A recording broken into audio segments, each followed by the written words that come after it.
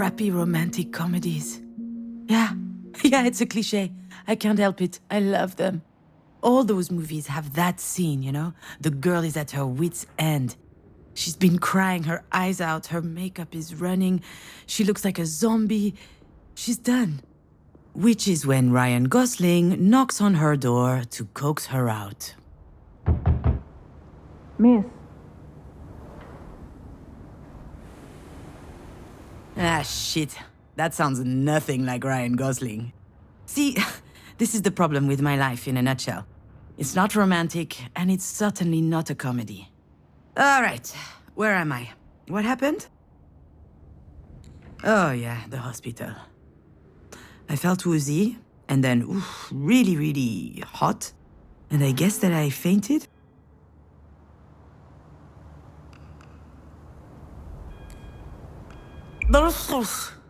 And that's putting it mildly.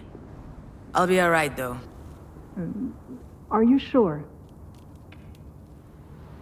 Aha, as if I could be sure of anything. Still, I should probably update my guardian angel.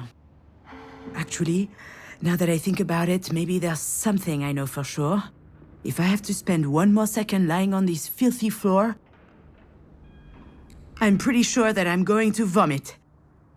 Vomit again, I guess. I'm just a little nauseous is all. I just had a little bit of a moment. A big moment. But it's over now. Sorry, I ducked out. I'm already feeling much, much better. I can hardly tell her the truth, can I? Most people don't actually want you to be honest with them. Oh, I apologize, Dr. Giagana. I just vomited up my breakfast. I had it all over my chin. It wasn't a good look. It's hardly my fault. I haven't been handling stress very well lately. Come to think of it, isn't it her fault? She just had to go and tell me that my mom's in intensive care. I'm sure, I mean, that is her job. But I gotta tell you, that's a lousy job. Really, really lousy. I'll be out in just a second. Those weren't here before. Do you think they have any idea where they are? I'm sure this comes as a shock, but it is crucial that you understand the situation. Your mom had a brain aneurysm. Do you know what that means? Mom. Funny. I could never get myself to call her mom. She's always been Marie to me. As I understand it, it's a weakened artery wall? Correct. And that artery ruptured, which caused a hemorrhage. It is a serious situation. We need to prepare for whatever happens next, very quickly indeed. I've watched enough Grey's Anatomy to know that this is not good. Serious? What can I do? Anything related to medical care will be my team's responsibility. But you are her trusted advocate. I'm so sorry, you should be her what aware. now? Do you not remember? This is the reason we called you. We have your name and your number, which means that you signed the release. I have no idea what she's talking about. And since she is not able to express her will, it falls to you to speak on her behalf.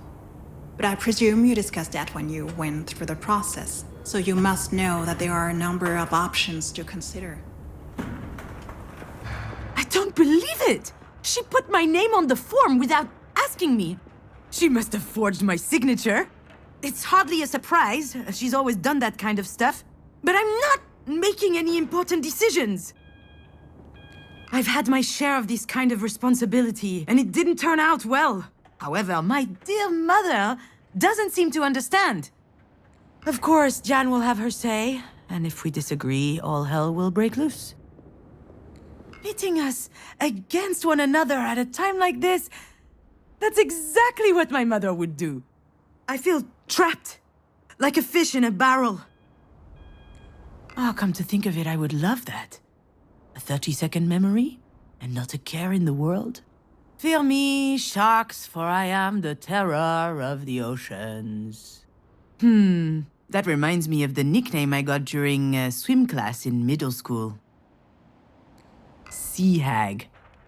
Haters, all of them. I'm sorry, Miss Fortin? Demange. I went back to my maiden name. I'm sorry, That wasn't in your file. Listen, I understand that this is all very sudden, but we don't have a lot of time. We need to focus. We do indeed. Why do you think I'm here? Let me be clear, miss. I'm not your enemy. I'm just the on-call physician. So we can work together to help your mother, or we can wait 7 hours, 22 minutes, and 17 seconds. And then I can go home, and you can pick up the conversation with Dr. Zorzin instead. But I should warn you, Zorzin is an old coot. No, you're right. I'm sorry. Okay. I guess I deserve that one. It's okay. I understand. It's not an easy situation. Our major concern right now is the hemorrhage is spreading. There's the risk of a cerebral vasospasm. That is a complication which could severely affect her brain. Is she going to die? We're doing our best to make sure that doesn't happen. But there could be long-term consequences. This sort of event severely impacts the body, and mental functions may also be impaired. I need to know if you and your mother will be able to deal with that sort of complication. I'm not ready for this. No, it can't be. Holy fucking shit.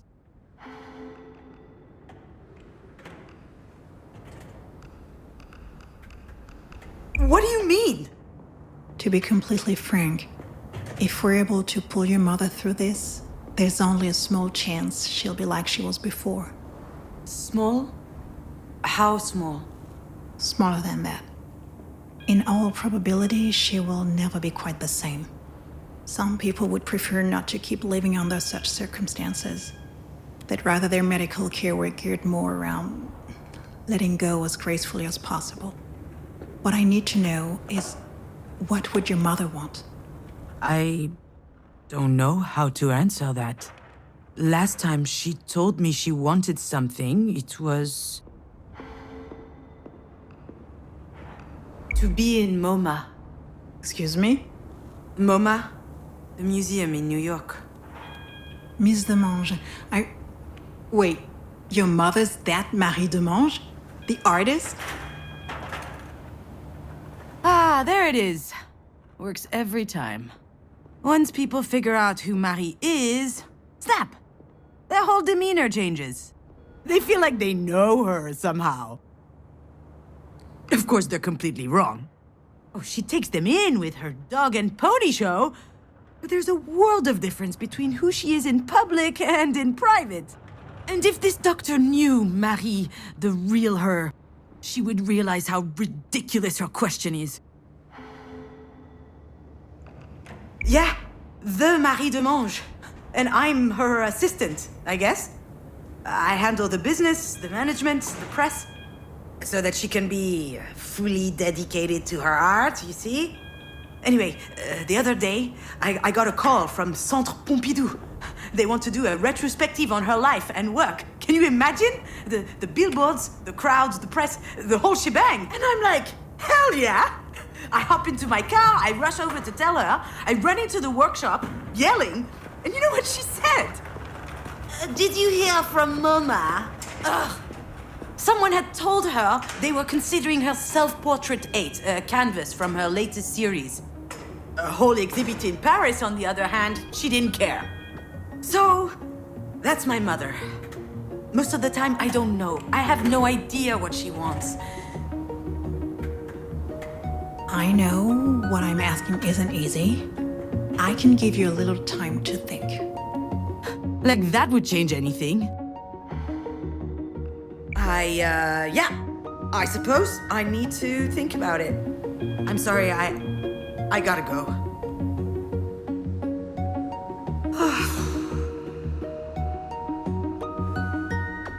I know what she'd say. That I'm running away again.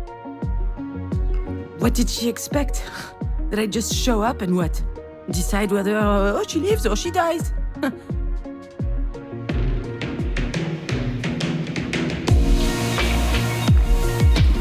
don't even know how I'm supposed to make it to the end of the day, let alone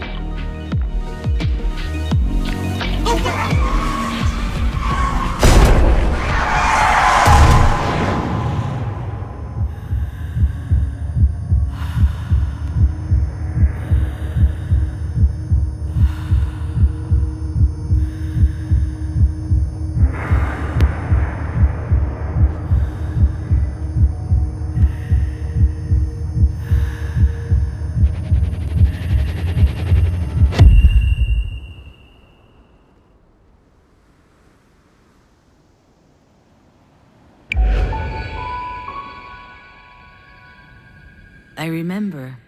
Diane and I found an injured bird in the backyard. It was tiny.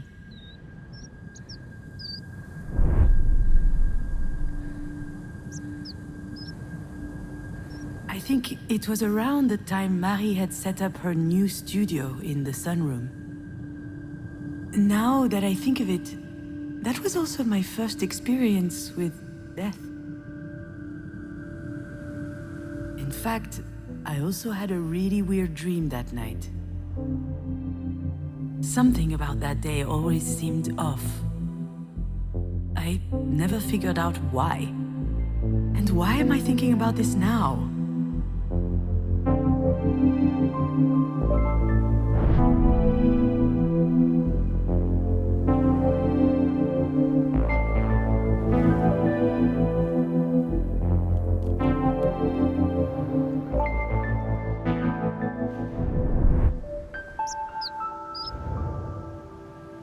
Marie told us she'd take care of the bird, so we went back to playing.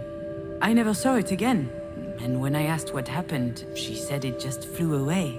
I was so relieved.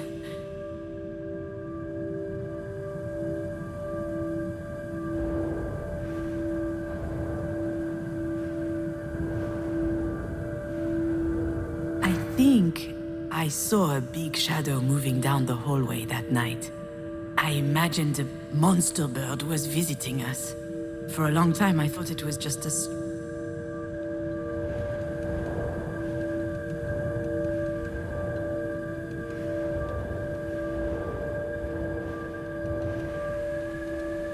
Do you recognize it?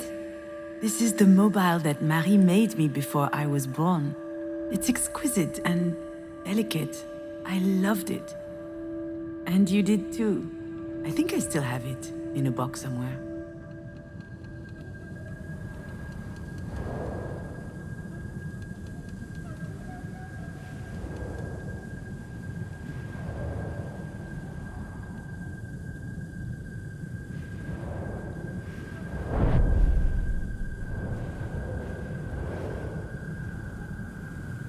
Yeah, Diane was so proud of packing her own suitcase. Her father came to pick her up that afternoon. She spent the weekend with him and her stepsister. I was a bit jealous, but also happy to have some time with my mother.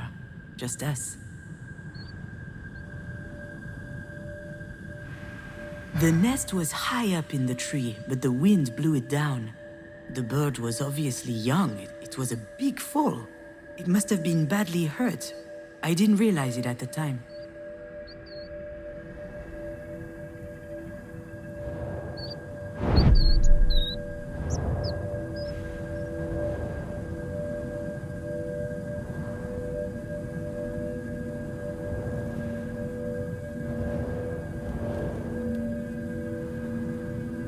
Back then, Marie wasn't very well known, but she was hardworking.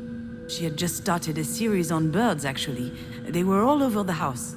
She considered them a symbol.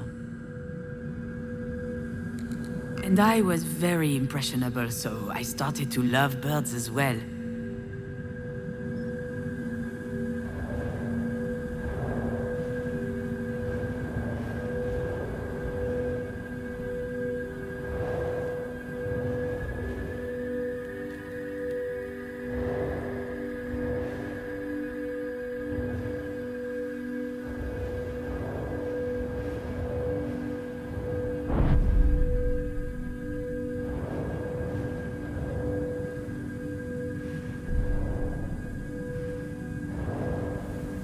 Now, I know for certain that someone was in the backyard that night.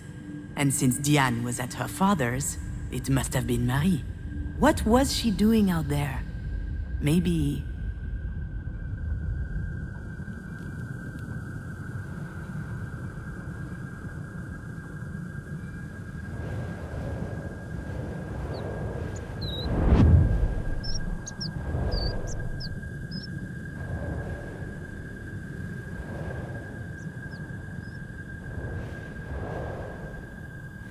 Marie was always quite passionate about birds. So I suggested we keep this one as a pet once it got better. I could already imagine it. a beautiful cage tucked in the corner of the studio. She got so mad. At the time, I didn't understand why she reacted like that. But now...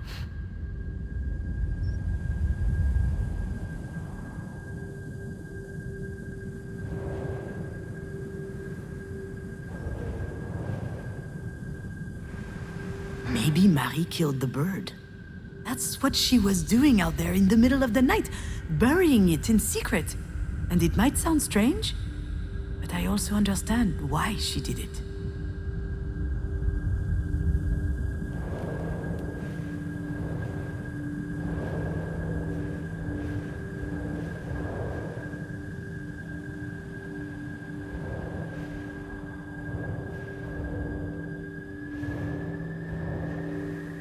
Marie is really an astonishing person, you know? She's usually hard, but also she could be vulnerable sometimes. She couldn't stand seeing the bird injured. She knew it would never recover. It was too weak. I remember she said, "Not being able to fly, that's no life for a bird." She thought it would be better off dead. She could have just abandoned it, let things run their course. But I don't think she did. I think she killed it with her own hands. It sounds cruel, doesn't it? But that's just Marie. That's her outlook on life. She's all or nothing.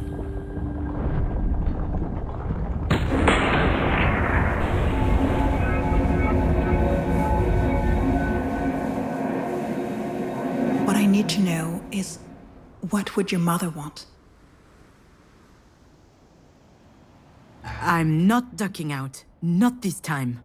After all, isn't this what Marie wanted? I think... My legs are shaking. Maybe I'm having another turn. I think I need a sugary drink. Understood. Do you need anything? Well, I need more coffee. But if I drink another one, my stomach's going to declare war on the rest of me. I just can't speak on my mom's behalf. One thing's for sure, she's a radical. She's all or nothing, all the time. I understand. It's hard to contemplate the idea of living with a disability. It's not that, not at all. If we were talking about me or someone else, I would say it's gonna be fine. You adapt, people do it all the time. They have to. Life's too important. I would say that. She wouldn't. I'm not sure that answers your question. She certainly comes across as rather forthright. You don't say. I've seen her on TV a couple of times. My father loves her. She's an extraordinary artist. In her interviews, she's so impressive, fierce even. It must be quite something to be the daughter of someone so talented. I've heard this one before. That's a polite way to say, it can't be easy to have a nutcase for a mother.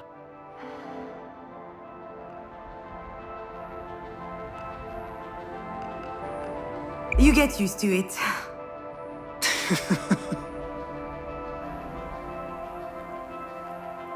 Doctor, do we know why this happened? We were just having dinner last night. She was fine. There could be a lot of factors. Family history, hypertension, alcohol consumption. I did have a pretty severe hangover this morning. Even past trauma, like a historic head injury. It's hard to say right now. All right, Miss Demange, I'll give you time to think. Let's speak again in about 2 hours, if that works for you. Sounds good. Can I see her? Yes, of course. Let me find out her room number.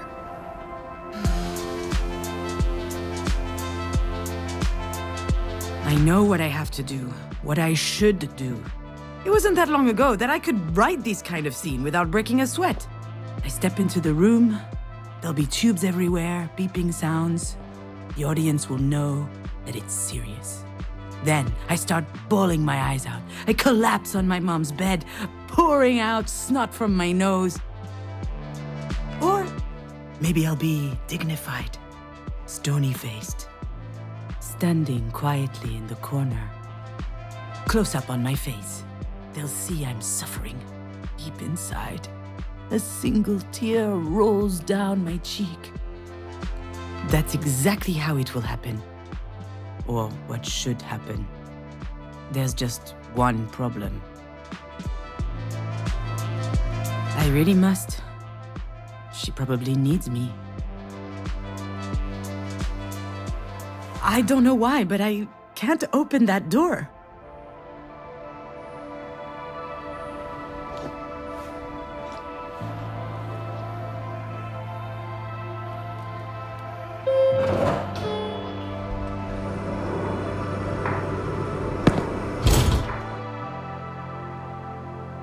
It's always stressful to share an elevator with a stranger. Still, it could be worse. Hey, June. I could have to share it with my sister. Okay, I'm kidding. We love each other. Love giving each other a hard time. Okay, I love giving her a hard time. For instance. Hey, Didi-doo. Nothing? I haven't eaten yet. My blood sugar's low, okay? Come with me to the cafeteria. Okay. But if you utter that stupid nickname one more time, I'll strangle you. There it is. She had me worried for a sec. This food looks nasty. Did you notice? Jan loves being in charge. She wasn't always like that. It started when she was a teenager. Some people get acne. She got authority. So, how's work? Scheduling, phone calls, spreadsheets. It's mind-numbing. There's no time to think. That's why I love it so much. How's your script coming along? I never should have told her about it. I guess I had a moment of weakness. I thought she would worry less about me if she knew I was working on something creative. But why did I even think she was worrying about it in the first place? She doesn't seem worried now. Better change the subject. And how are you? Well, since you ask, So easy. I was doing good until yesterday. One of my idiot patients up and groped my ass. She's a physical therapist, working with professional athletes. She spends her days massaging pretty boys with 2 brain cells and 0 self-control. She's the best in her field, I've heard. All the major soccer clubs are fighting over her. Probably because she has her own story. She almost became a tennis pro at 17 years old. She was really strong. And then there was some kerfuffle, I don't know what happened, but the league didn't have her back, so she just gave it all up. I've never seen her so angry. Though today's a close second. I wonder what happened to that guy who was stupid enough to grope her. What happened? I handled it with poise, aplomb, and composure. Anyway, he has a broken hand now. Good thing he plays soccer, not volleyball. The worst part is, she's not joking. In other news, this place is so stressful. Everyone's way too nice. It is a hospital, Jan. I know. They should be scowling 24/7. So, how is she? I haven't been to see her yet. What are you waiting for? A singing telegram? Sorry, that was uncalled for. This whole situation, it's just a lot. Yeah? Sounds like there's something else. Something else bothering you? No, nothing else. Wanna bet that there's something else? Well, I guess, I did meet with the doctor this morning. She told me about your deal. Between Mom and you. And, to be honest, I was shocked. Were you going to tell me at some point?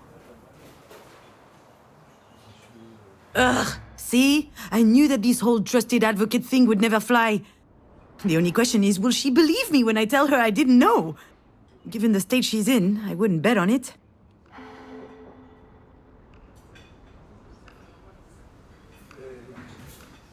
Look, I'm sure you're upset. Of course I'm upset. We just found out that Mom might die. Does that mean nothing to you? It does. Of course it does. But it's okay. I'm handling it. You know, I'm perfectly capable of making this decision.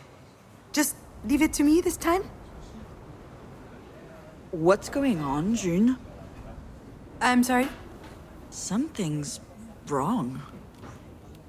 Could be the grapefruit. I read somewhere that it's really toxic. And, No, it's not the grapefruit. I don't recognize you. You're different. Ooh, she wants to talk. Seriously. That's just her way to cope with stress. She needs to dissect things to understand them. And she needs to understand things in order to control them.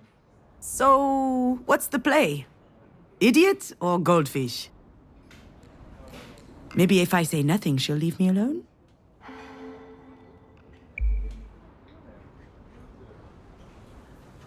And don't pretend you can't hear me. I guess I can't get out of this one. You're acting like some kind of robot. You're all closed off. And you clearly aren't considering how I feel about all this. What's the game here? Where's the Jan I know? She's got some nerve lecturing me as though nothing happened. I'm not gonna lie, she's not entirely wrong. I haven't exactly been brimming over with empathy recently. It's not my fault, you know, it just makes it easier to get through the day. For me, at least. I'm not sure how anyone else manages. Okay, maybe I am a little bit distant, but have you thought about my situation? See? That's exactly the problem. And, okay, this is going to make me sound like a huge asshole yet again, but I'm used to that. I've been meaning to talk to you about this, so why not do it now? We're here for Mom, and you can see how hard this is on me. And yet, here we are, yet again, talking about you. What happened to you was awful. It really was. Absolutely horrible. But that was 5 years ago. It can't be 5 years. It can't be 5 years. It can't be 5 years. It was only yesterday. And why the hell is she bringing this up anyway? Where are you going with this? I don't really know. I guess I'm a little worried about you. I don't understand what goes on in your head, and that scares me. Why are you like this? Really? She's worried about me?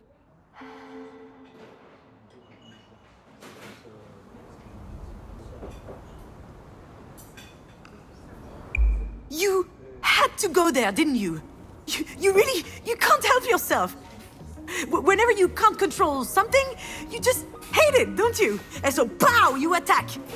You're wrong, June. I'm just trying to help. You can't really tell me that everything's fine, can you? Do you think that throwing my little problems back in my face is going to help? Oh, wonderful, wow. Oh, it's a miracle, I'm cured. Thanks for the therapy session, but I really have to go. Obviously, you can handle everything just fine on your own, so go ahead and take care of Marie. Wait, June! Don't leave, please! I'm sorry. I really need you. I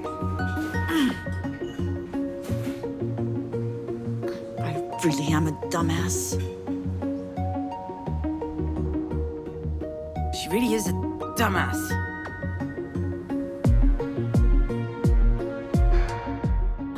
Should I be honest? Do I have to? I just grabbed the first opportunity to put up a stink so I could get the hell out of there. Of course I'm weird. And I can see how that might freak her out.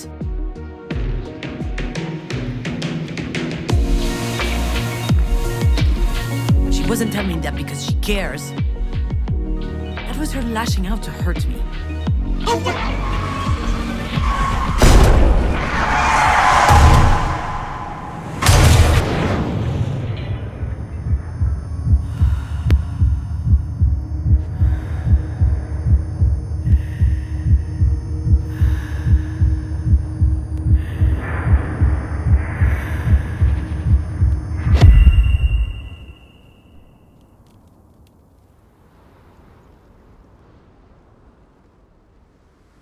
You know, Astrid, memory is weird. You suddenly remember these moments without knowing why. For instance, one day, I visited a fishery. This was a year or two ago. I was writing the script for a promotional documentary about lobsters, a freelance gig for the Agricultural Chamber of Brittany. Truly the crowning moment of my career. Although for real, I loved writing it. It felt good, going outside, meeting people. And lobsters are fascinating animals. Shall I tell you what I remember?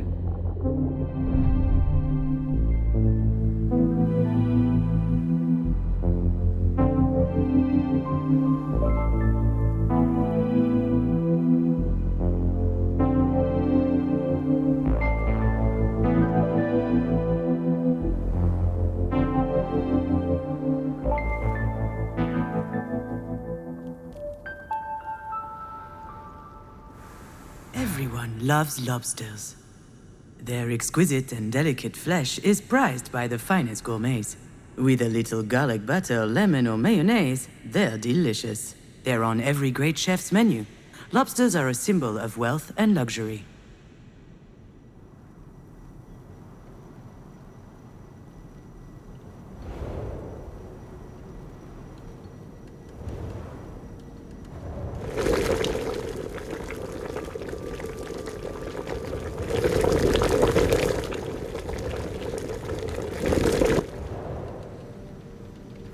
Lobsters are a mystery to science because they don't age. Their cells replace themselves perfectly, which allows them to never stop growing throughout their lives.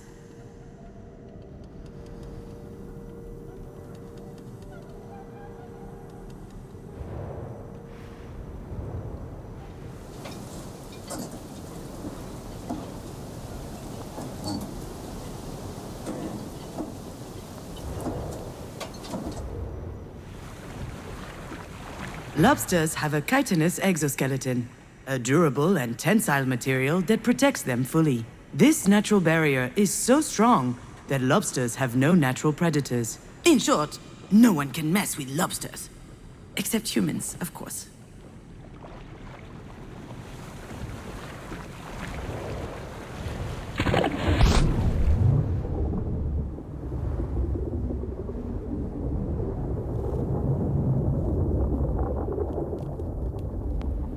Female lobsters may lay over 100,000 eggs in their lifetime.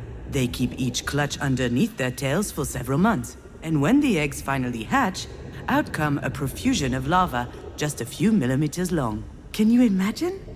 Over 100,000 tiny little Astrids.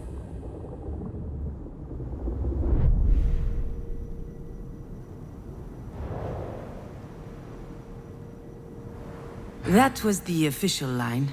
The one I got paid to write, but I dug deeper. You can call me a lot of things, but I'm nothing if not conscientious. I learned a lot about lobsters that the Agricultural Council wouldn't have approved of. Ugly truths we'd rather hide.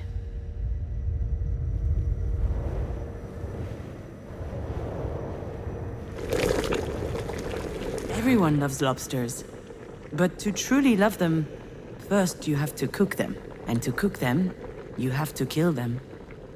There are two ways, traditional or modern. The modern way is to stick a sharp knife into their head. But since their nervous system is distributed through ganglia that run down their back, destroying the brain doesn't kill them. Not immediately. They'll spend a long time in agony. Lobsters don't want to die. But the people who love them don't care about that.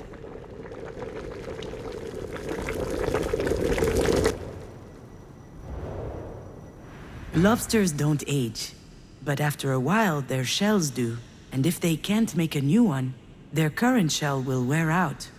It will split. Bacteria, fungi, and other diseases might seep in through these cracks, and then the lobster will rot from the inside.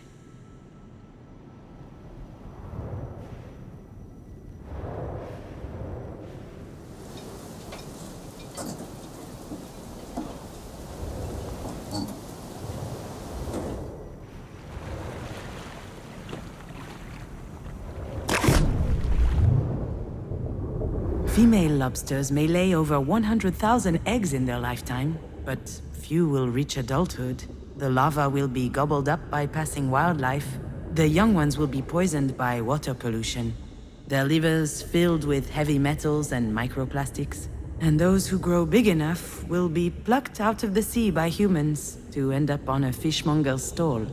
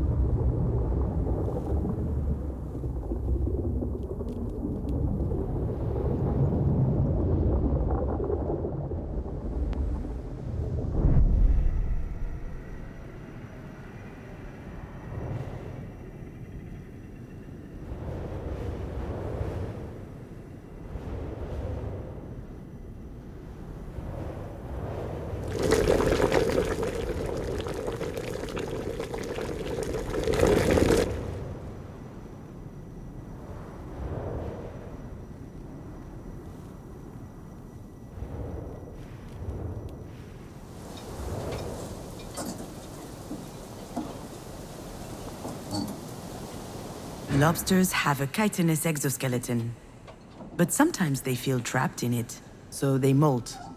They leave their shells behind and expose themselves. Until their skin hardens again, the world is full of predators. Carnivorous fish, other arthropods, and humans, of course. Because when they've just molted, when they're soft, lobsters are their tenderest and their tastiest.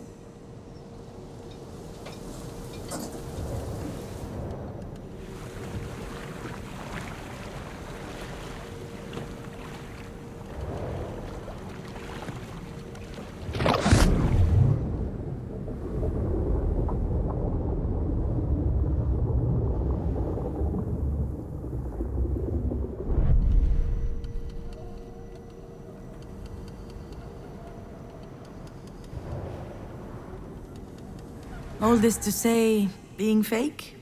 Writing pretty lies? That doesn't bother me.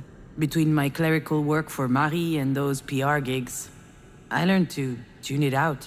No one wants to know what's in my head, but maybe you do? Everyone loves lobsters, and that love is what's killing them. If no one loved them, we'd let lobsters live happily at the cold bottom of the ocean. Lobsters don't need to be loved. Me neither, to be honest.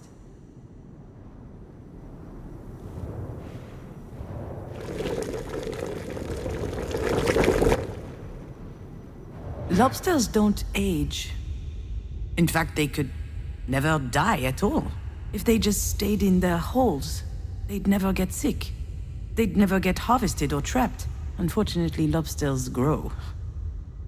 Maybe that's the big difference between them and me.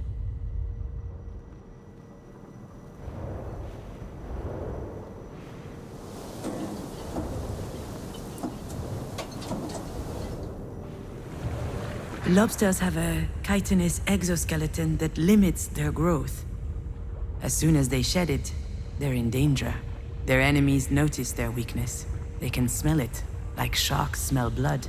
If they can reach a weakened lobster, they'll devour it. They'll tear it apart and feast on its flesh. I don't want to be eaten.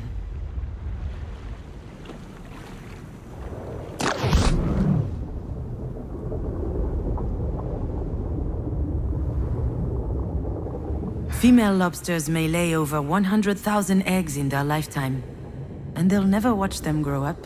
You might think that the sea is salty from all the tears shed by lobster mothers, but they don't cry. What good would all that sorrow do?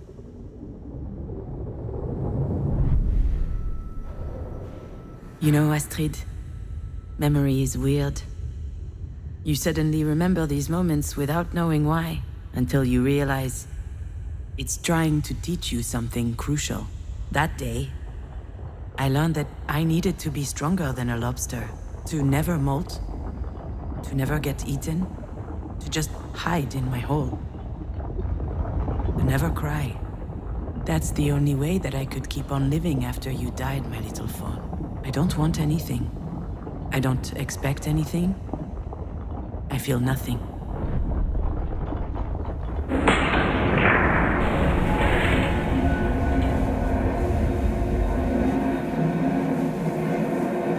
Why are you like this?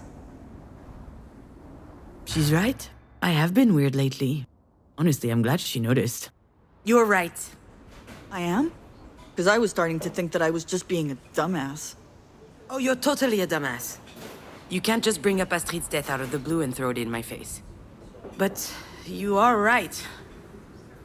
With her gone, something inside me is broken. I just don't feel anything. Everything just slides off me. I'm Teflon. Sealed off. Like a damn lobster. A lobster? And you're right. It's been 5 years already. But I'm still trying to figure out how the hell I'm meant to reconnect with my life. I understand. I mean, I know I can't understand, but I think I get it. Is there anything I can do to help? I don't think so. Well, you can keep on beating up idiots, but that's more of a public service than for me specifically. I will. You know, I admire you. Sure you do. You've always been the sensitive one. That's classic Marie right there. I'm sensitive. By which he means weak. Not strong enough for the world. Obviously, I pale in comparison to the formidable Diane. Yep, that's me. So fragile. That's not what I mean. Mom raised us to bite before we get bitten. That was the only way out she could see. And I guess I took her literally. But you weren't like that. You knew how to listen. You got people. You were less scared of them. I always loved that about you. That's new. What the hell do I say to that?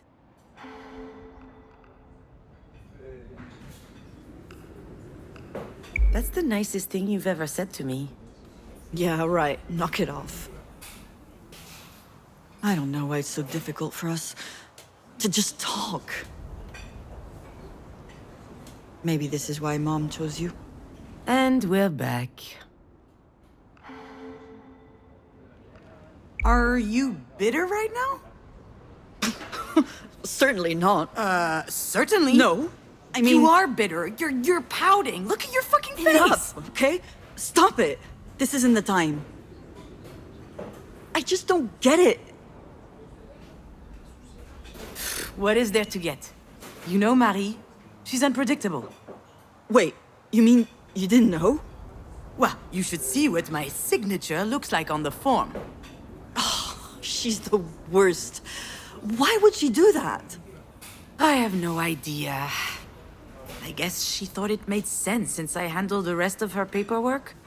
Unless she thought I was a perfect fit since I'm a Libra with Pisces rising or whatever. All right, but still, it's a big responsibility. And it's a bit weird to ask you, of all people, to make that decision. What am I supposed to do? Scream in the middle of the hospital cafeteria? That's not my style. Although, the way this day is going, It might become my style. You can be pretty clumsy. You can't cook a meal without setting the house on fire. Et voila! I'm never going to live that down, am I? Depends. Have you figured out a safe way to brown-baked Alaska yet?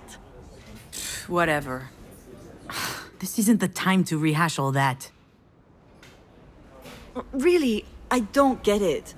This is so important. Why would she trust you over me? All right, I've had enough. You know what? You're right. Only an idiot would trust me. Aw, come on! Yeah, here it comes. You're the reliable one, aren't you? The one people can always count on. What are you talking about? Ugh, I'm out of here. I'd probably just trip over her ventilator or something. Wouldn't want that to happen now, would we? You're being ridiculous, Junon. Please, sit down. I didn't mean to upset you. Oh, you didn't? Well, you got that wrong.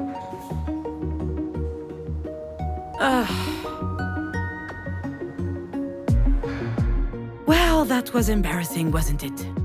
I just can't help it. So Mom wrote my name instead of hers on a worthless paper. What does it matter? Dan and I are stuck in this stupid competition. I hate it. I feel I can't escape it.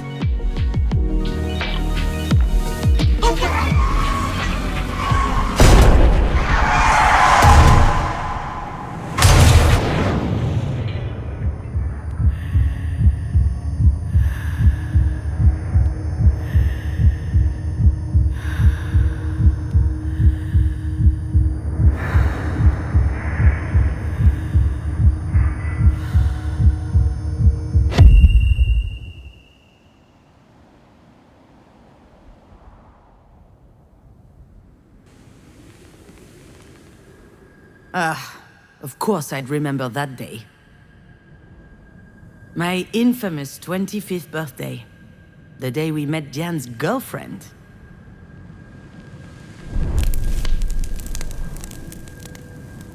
The day we danced a little, ate a little, and drank too much. But most of all, the day everyone went home early because I set the kitchen on fire while making dessert. There's plenty about that night I never told Diane.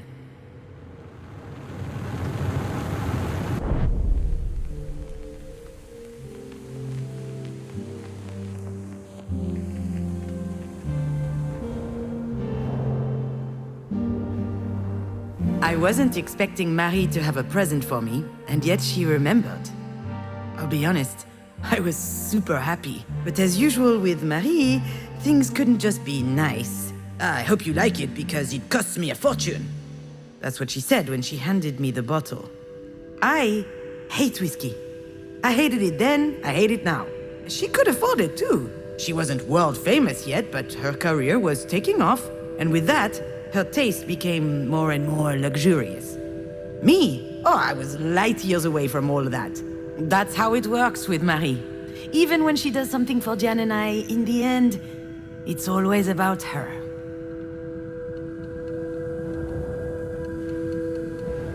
It was the first time Diane introduced us to her girlfriend. Her very first girlfriend. She didn't make a big deal of it. She didn't even tell me that she would have a guest. But I knew it was important to her. And neither Marie nor myself reacted appropriately. I was furious. It's stupid, I know, but I wanted to enjoy my party. And she showed up with something important to share. All of a sudden, my 25th birthday seemed trite, unimportant. In fact, from the moment Diane and her girlfriend arrived, I no longer mattered to Marie. She rushed over to hug them both. I don't think I'd ever seen my mother so excited. Then she congratulated Diane for her rejection of patriarchally mandated heteronormativity. Diane didn't say anything, but I could see she was upset.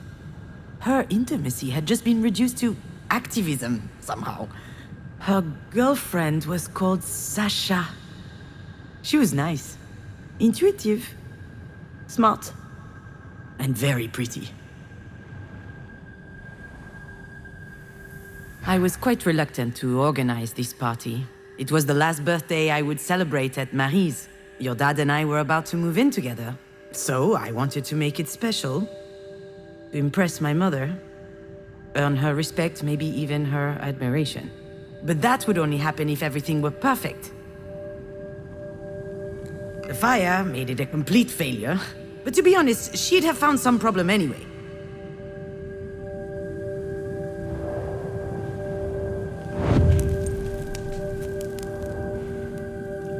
Diane always loved being the center of attention. But when she showed up with her hair cut short and dyed green, I almost didn't recognize her. 19 years strong on this earth, and she couldn't care less about people's opinions. She was amazing to me. But I wonder if she was, at least unconsciously, trying to please Marie. It worked, by the way. Marie always had a soft spot for the rebels, and contempt for the rest. I don't think it made Diane any happier, though.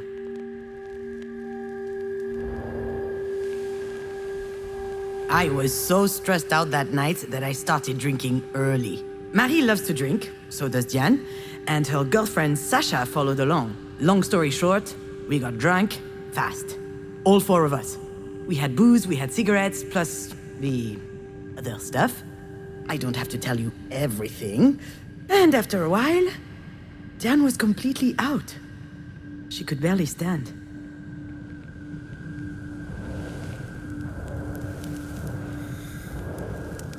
When dinner started, Marie turned on the charm. She laughed loudly, talked a lot, asked all kinds of questions.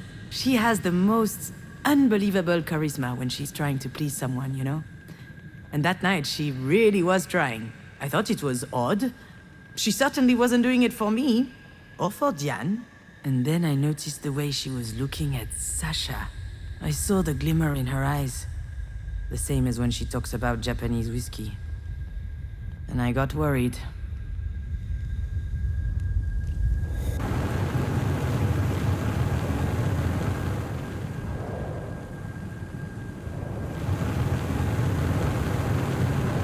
Alex called several times that night. He wanted to know how things were going. He had a hunch things would be tense, and he wanted to be my emotional hotline. I didn't answer. I wanted to fend for myself. It's why I didn't invite him in the first place. I'll admit, sometimes his support was stifling.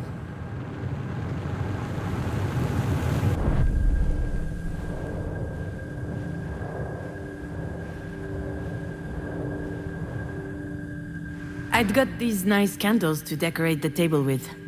Obviously, I burned myself when lighting them. To no one's surprise, that was typical me. Scavus, they called me. It means clumsy in Latin.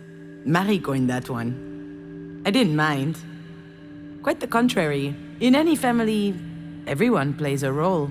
You just need to find the one that suits you. And I like being the bumbling, fumbling one. That way, at least, the pressure was off.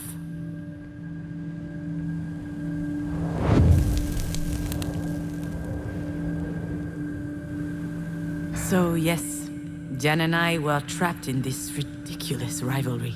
The choir girl versus the rebel. The meek versus the indomitable. She's not allowed to show any sign of weakness. I'm never taken seriously, and we hold it against each other. But as soon as we lower our guard, we are saddled with the obvious. Marie forgot Diane's birthday once. Diane didn't say anything. She was convinced there'd be a surprise for her after dinner. But then it was time to go to bed, and she broke down, crying. Oh, I did everything I could to comfort her. So I played some music on the living room stereo, and I invited her to dance. And since then, for each of our birthdays, she and I always end up dancing. It's become more intense as we grew in Marie's shadow. We care about each other more than anyone else.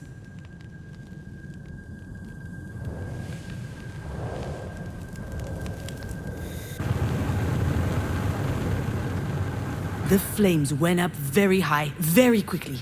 Everyone ran into the kitchen. Marie, Diane, and Sasha. She didn't say anything. I just saw her wiping her lips as she came into the kitchen, and she looked at me funny. I said it was an accident. I was trying to brown the baked Alaska, but it got out of hand. No one questioned my version of events. The whole thing was just classic me. Alex wasn't there to defend me. and I just sucked it up. I never saw Sasha after that day. She and Diane broke up a few weeks later.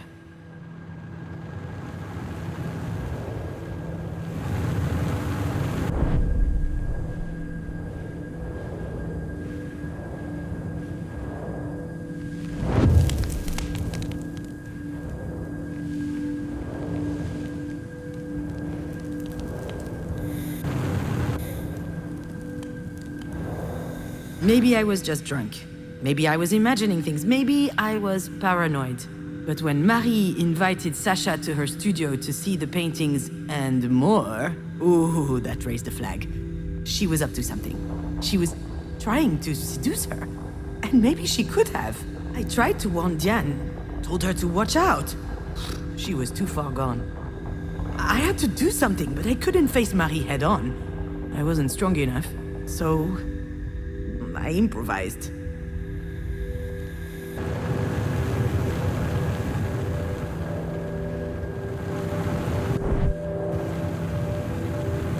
No one noticed the bottle of Japanese whiskey was completely empty.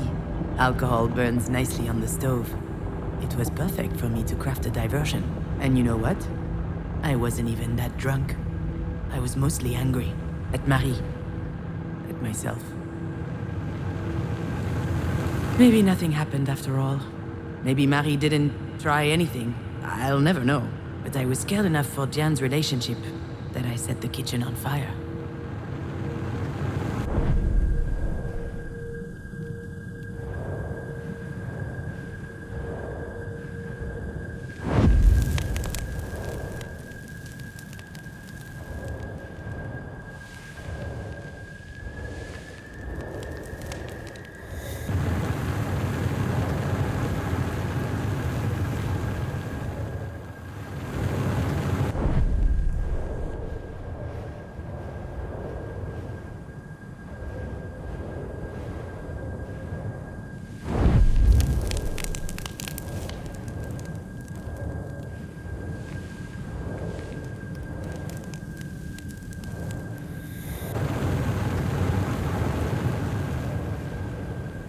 I never told Diane what happened. She still thinks I'm a bumbling idiot. I can't tell her the truth, and she wouldn't want to hear it anyway. But what I did that night, I did out of love. Marie always said that you can't trust anyone in life. Well, in that moment, whether she knew it or not, Diane could trust me.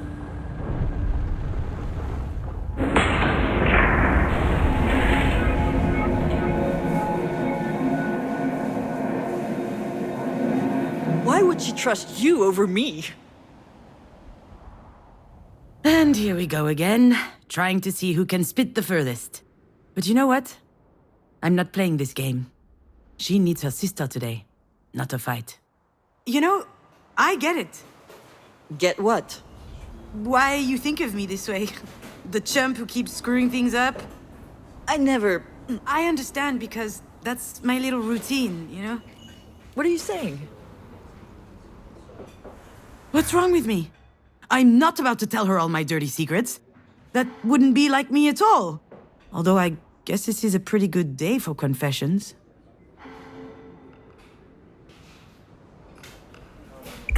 It's not easy existing between Marie and you. Between the overbearing artist and her gifted little go-getter. So I figured if I played the klutzy ditz, I wouldn't need to compete with either of you. If I'm so gifted, why the hell did I choose this grapefruit? This thing's disgusting. That's my dee-dee-doo. Open your heart a tiny bit and she gets all uncomfortable. I told you it's toxic! Understand this. We both know things can be tense between us. It would be easier if I could act like this is all her fault. Jan's competitive spirit is unmatched. She has to be the first in everything. You can make her a little stupid sometimes. Oh, just like when she was training for tennis, or when we did hamster races. Yeah, exactly. Racing hamsters. Pretty cool, huh? We had these hamsters for a while. We won them at the village fair. Marie hated them, but we were allowed to keep them as long as they were out of her sight. And Jan always wanted to race them. Hers was really slow. It lost every race. It was an embarrassment. She had this whole training regimen, but it wasn't enough. So she brought out the big guns. And one day, her hamster was hyped to the max. Absolutely smoked mine. And that night, he died. It wasn't hard to get the truth out of her. She'd fed him coffee drops. She was kind of sad, but not really. At least he went out on a win, she said. I could act like I wasn't anything like her, but that's not true. I just pretended that I didn't care. I felt like punching you at times. Come again? Yeah, it sounds weird when I say it out loud. You're the strongest person I know. And you're built like a sea cucumber. Look, all I'm saying is, I was always on your side when it mattered. Are you talking about Mom right now? Not just her. Yeah, I'm totally talking about Marie. I'm talking about the fact that you're my sister, and that's special to me. And I know it's the same to you. Listen, Diane, I have no idea how things are going to play out with Marie. And it's true, I have been feeling out of it for a little while now. But I do know one thing. That's going to help us. What do you mean? I mean that being a psychopathic robot has its perks. Cool heads prevail. And I think this is going to help us make the right choice. The best choice for Marie, sure. But for you and me, too. Maybe. Why are you looking at me like that? It's just... I'm not used to seeing you like this. You sound confident. It suits you. All right, so what do we do? I have no idea, but I'm not going to tell her that right now. I need to find a different tack. Right now, there isn't much we can do. The dog sounds like she knows what she's doing. They're putting her through a battery of tests. They'll figure things out. So, I think we will have to wait and see. I can't. No, I just can't. I'm not going to sit here twiddling my thumbs. We don't have a choice, Jan. Of course we do. We need to stay on top of the doctors. They need to do their absolute best. Come to think of it, we're not keeping her in this hole. I'll call my dad. I'll bet he'll have a buddy in a private clinic somewhere. We're not leaving anything to chance. Why aren't you saying anything? You're with me, right? We need to fight, don't we? I don't know, Jan. What do you mean, I don't know, Diane? If we were in her place, you know very well what she'd be doing. She'd do everything in her power to make sure we pulled through. We owe her that as well. Don't we? I can't take any more illusions of control. You can't always do something, you know? Running around all over the place, yelling at doctors won't help her just because we think it will. It doesn't work that way. It never does. Sometimes you just need to let go. Let go? Let go of what? See, Diane, maybe this is why Marie chose me. She knows that I can keep a cool head, that I don't let my emotions take over. Bullshit. You think this isn't your emotions doing the talking? You go on and on saying that Mom is the worst mother ever. Do you seriously not think you share some of the blame? What? What do you mean? You know very well what I mean. She could have died in that car. Marie was also in the car that day. You remember my little phone? I can't remember why. She was going to town for an errand, I think. I parked in front of her house. She sat in the front, and then...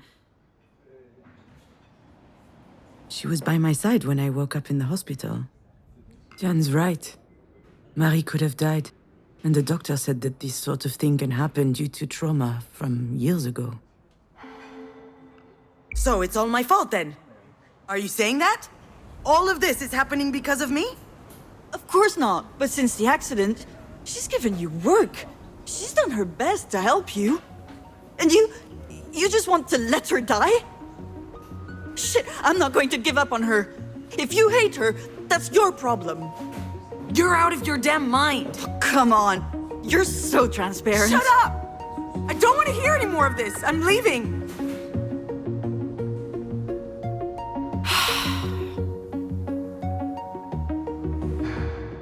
Damn it!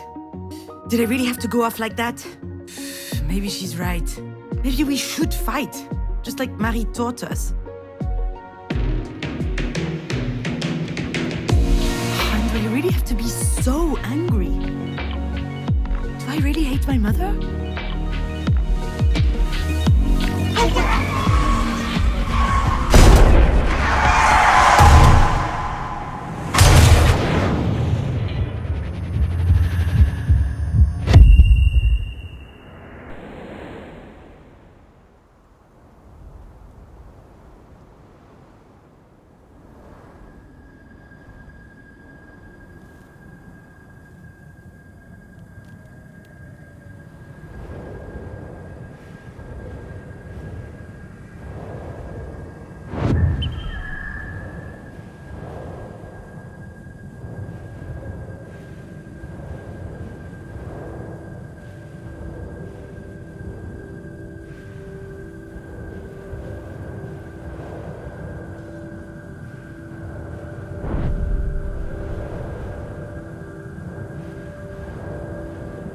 When will Dad get here? He'll get here when he gets here.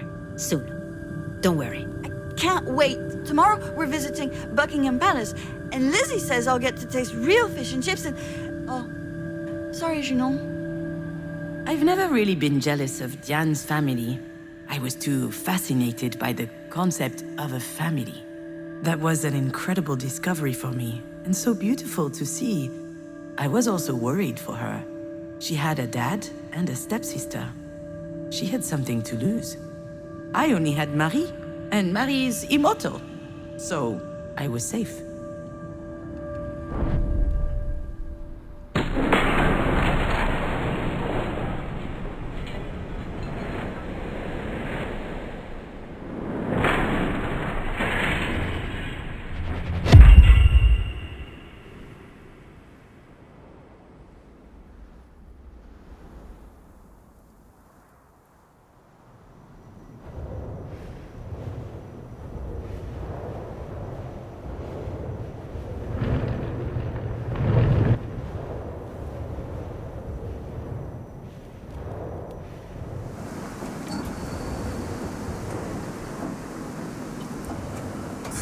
Why do you put the elastic bands around their claws? Is it so they don't cut your fingers?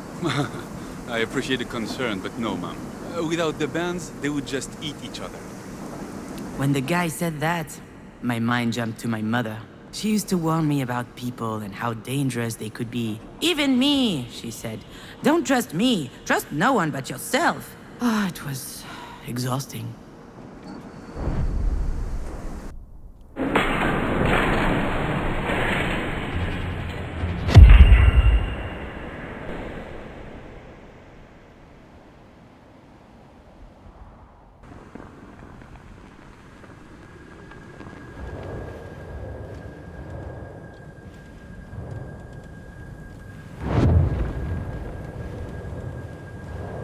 Wow! I'd forgotten how muscular you are. And? Are you jealous? No, I like it. Alright, Junon. You're my sister. This is super embarrassing. Especially since you're drunk off your ass.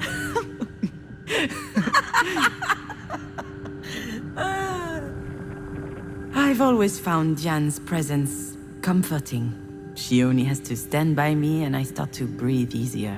It's funny how you forget the obvious stuff as time goes by.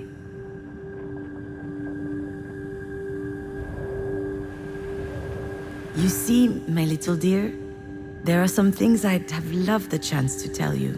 For starters, growing up means figuring out what you really care about and what you're better off without. I never understood why the whole world was such a threat to Marie. It damaged me, growing up that way. Now, I've had enough. Diane has always been a reassuring presence in my life. Although I never knew how to tell her. We had completely different lives.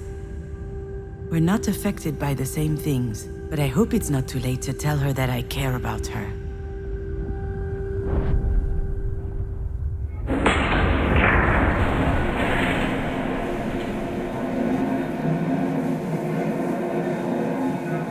We owe her that as well, don't we? She's terrified, actually. My little sister. I need to comfort her. Show her that I'm here for her. That she's not alone. You know what? Right about now, there's nothing we can do for Marie. Nothing at all. But I know this bothers you, and I understand. But that's how it is. It's out of our control. So I'd rather pay attention to what matters the most. Family. And that's what exactly? It's you. You're my family, Jen. What about Mom? Marie is different. That's just how she is. She's... Sure, we're part of her life, but we can't expect much more than that. Marie, she's alone against the world. I think she'd be furious if she knew she was surrounded with Jesus stuff. This is a former charity hospital. It's not holy ground anymore, but the new owners apparently thought it wouldn't hurt to keep a few statues around. I guess this is as good a place as any to hope for miracles. After all, whether she admits it or not, Mom has one thing in common with the biblical Mary. Both of them had a child whose father was shrouded in mystery, which makes me baby Jesus? I'd prefer not to end up dead on a cross, though. Well, considering what she's been through. As a kid, I mean. What is she talking about?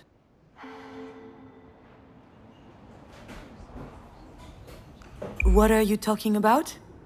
How do you know what she went through as a kid? Did she talk to you? Once. One night. I didn't really understand. Her dad left when she was like 12 years old. She basically raised her brothers and sisters on her own. Hold on, what? She has brothers and sisters? I guess so. And she's the oldest. And at some point, she burned bridges with everyone. Forever. Oh, wow. Did I know this? I kind of remember, but it feels like a blur. Have we talked about this before? Did I forget that too? That's not what's important right now.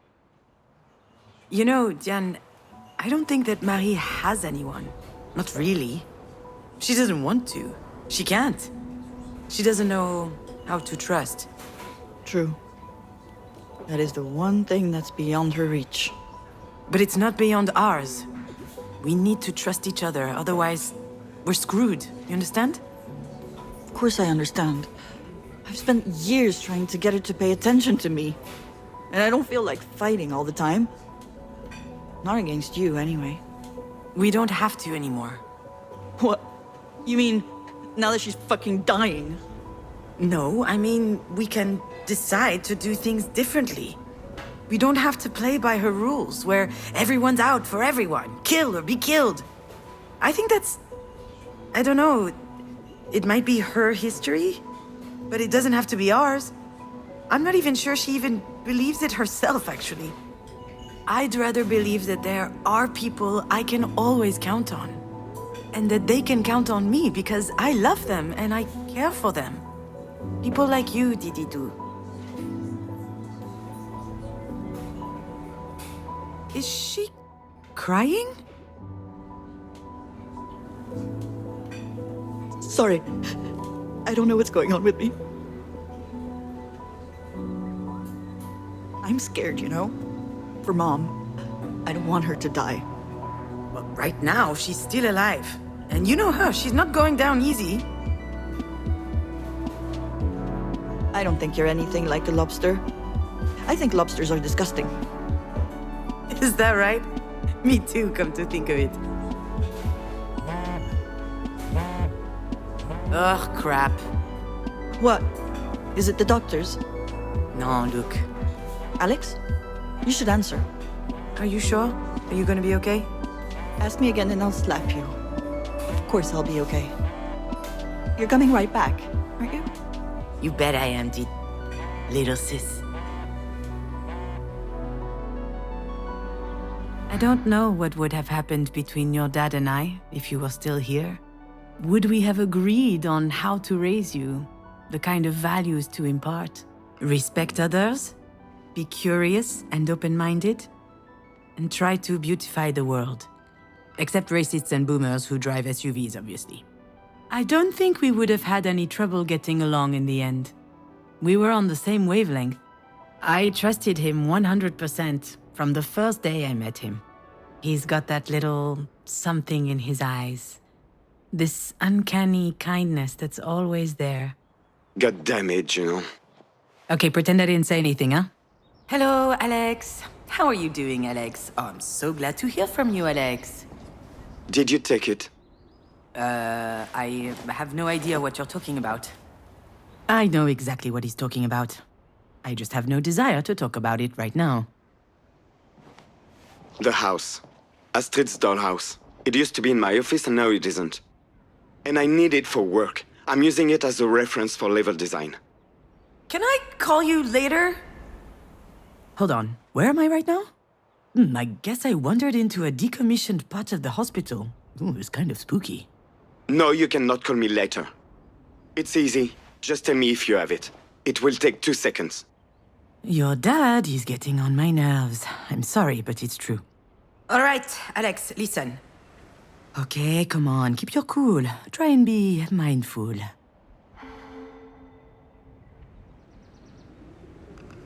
I'm going to hang up now. I blew off Diane to pick up the phone, thinking this was an emergency. But it is an emergency. I'm sure Diane will understand. Alex, you don't know!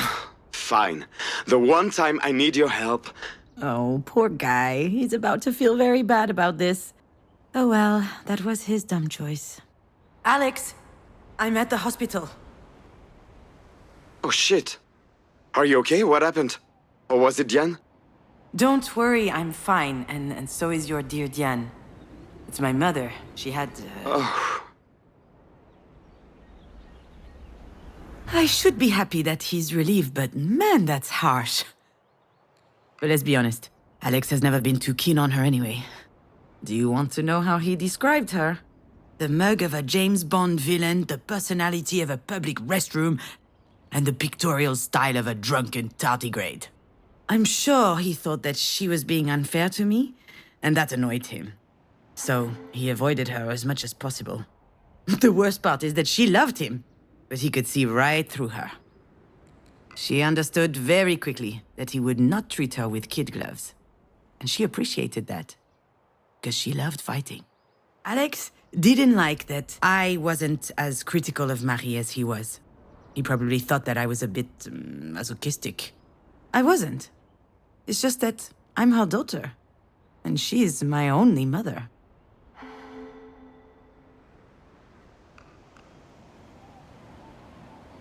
Wow, I know you're not fond of her, but still. What happened to Our Lady of the Paintbrush? I know it wasn't a heart. She doesn't have one. That doesn't sound like Alex. Not at all. What's happening to him? Is he drunk? It's a bit early to start drinking. Should I be worried? Or perhaps I shouldn't say anything. I actually don't know. They said something about an aneurysm, but I haven't summoned the courage to see her yet. Scared you'll get an earful? All right, enough. It's not funny, Alex. It's just... it's not funny. It's actually pretty insensitive, which is not like you. Are you okay? Come on. It's just a joke. Except nothing is ever just a joke. Anyway, what do you care if I'm okay? I mean, I care about you, and I... Oh, sorry. Are you doing a stand-up routine now? Hopefully that works out better than movies did. Right, I don't know what's going on, but I have no time for this, okay? So I'm just gonna hang up now. Yeah, you hang up. You can call me anytime, day or night, even show up at my house unannounced. I'm here, no worries. But if it's the reverse, I can go right onto hell. That's unfair, Alex. I don't... Unfair? Really? Have I ever not been there for you? What is that supposed to mean? Are we keeping score? That's news to me. I never asked you to be there. I don't owe you a thing, okay? Just call Pauline if you're looking for comfort. That's too easy, Junon. Giving up on me now that you no longer need me. Alex, it's been almost 2 years since... What if I had done that to you when Astrid died? Oh, go fuck yourself, Alex!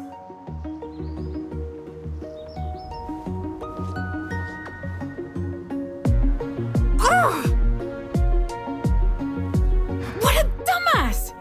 How dare he bring you up in the middle of all this?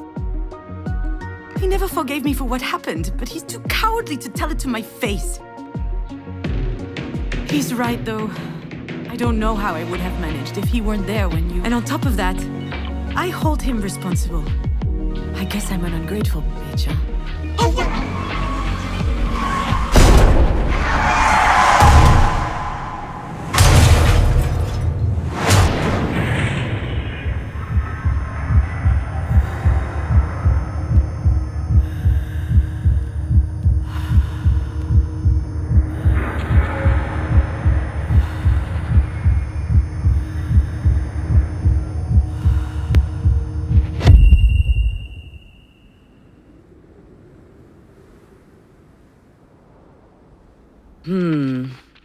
Of all the stories I know, this is probably the least funny one.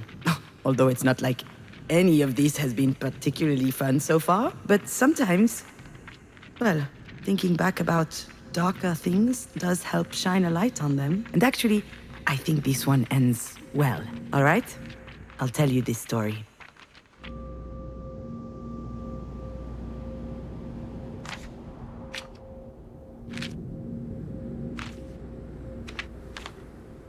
Alex was a great dad who took good care of his child. He showered her, cooked her food, invented games for her. Anytime the little girl was home, his deep laughter would shake the house's walls. And then, one day, Alex no longer feels like laughing.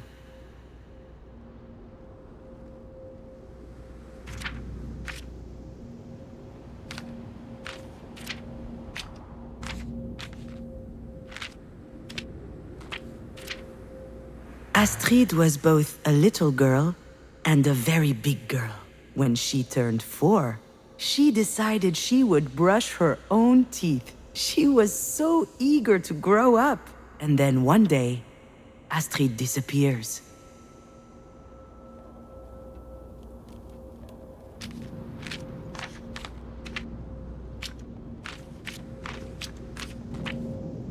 Junon was a mom who had made a huge mistake. She had bruises everywhere, a broken arm, her skull was split. It wasn't a pretty sight, but Alex didn't mind and still took care of her. Junon was quite sure that she didn't deserve it. And then one day, she gets better.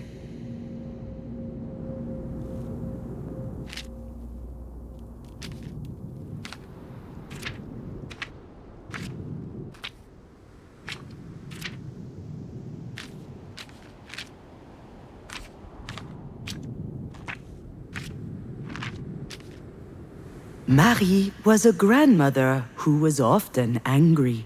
As a result, she and Junon did not talk much. It was too exhausting. And then one day, Marie calls. Time passes, and Junon's body fixes itself. The bones heal, the bruises fade. Doctors call it a miracle. Junon doesn't agree. But these doctors are no good anyway. They didn't even notice that Junon's heart is strewn all around.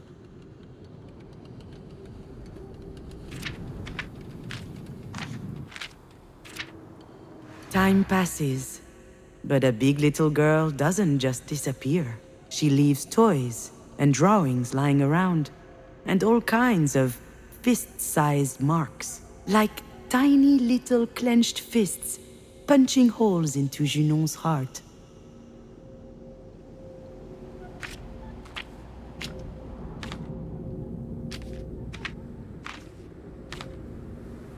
Time passes, and the phone rings. Again, and again, and again. Junon doesn't know what Marie wants, but she can guess. Marie was there when Junon made her big mistake. And if Junon picks up, they'll have to talk about it. Junon can't forgive herself. So the phone rings, and nobody answers.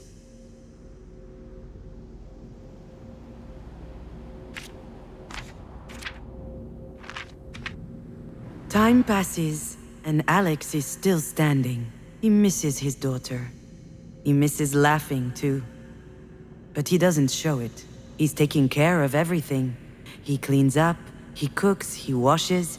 He wants people to know that he won't crumble down.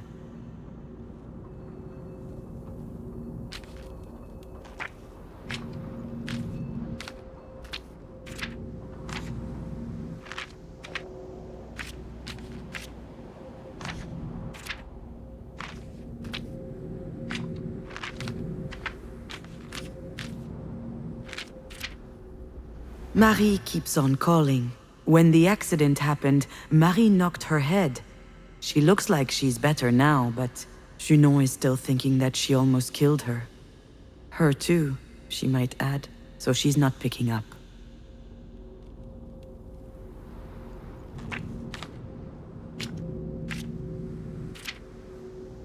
One day, Alex puts away every hint of Astrid into a big box. The apartment seems a bit empty all of a sudden. But it is what it is. And Alex isn't crying.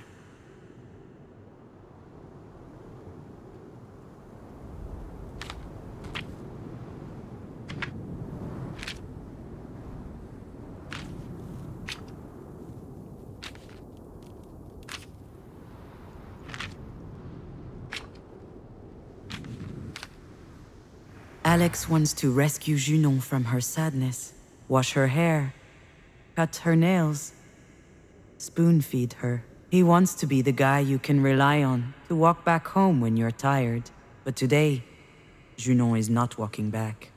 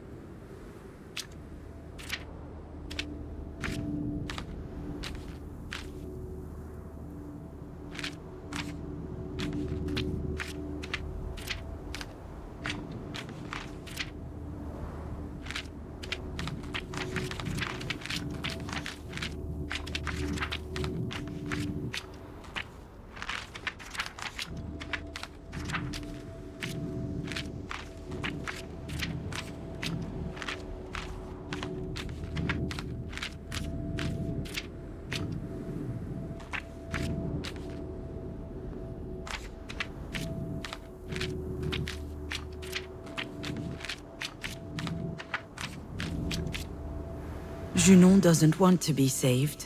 Not by Alex. Not by anyone. She puts her finger through the candle flame to feel the bite. She wants to hurt.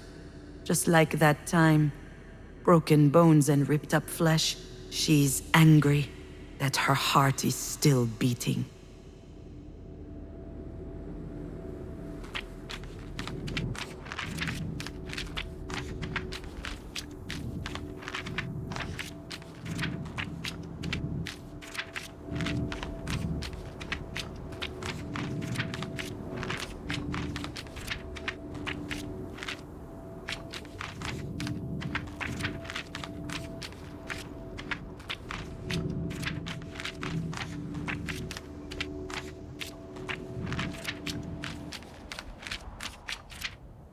And then one day... Are you sure you want to know the rest of the story, my little fawn? I hadn't prepared anything. I was just going to wash up. I had closed the door, taken off my clothes, turned on the shower, and I started crying. I couldn't stop. I couldn't go on. I had medicine for my broken heart. And I decided to swallow it all. Your toothbrush was on the edge of the bathroom sink, which made me think of my very big little girl. Her smile full of toothpaste. I thought that maybe I too could give it a try, but I had forgotten how to.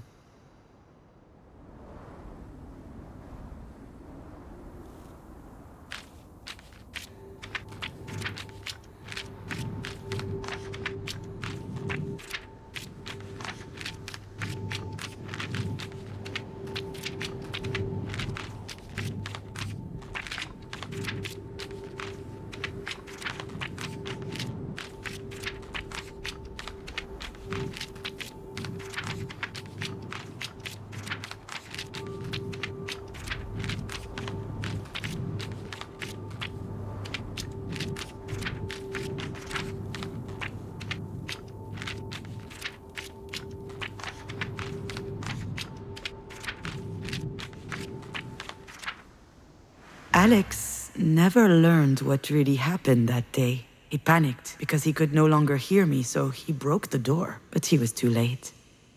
It was all over already.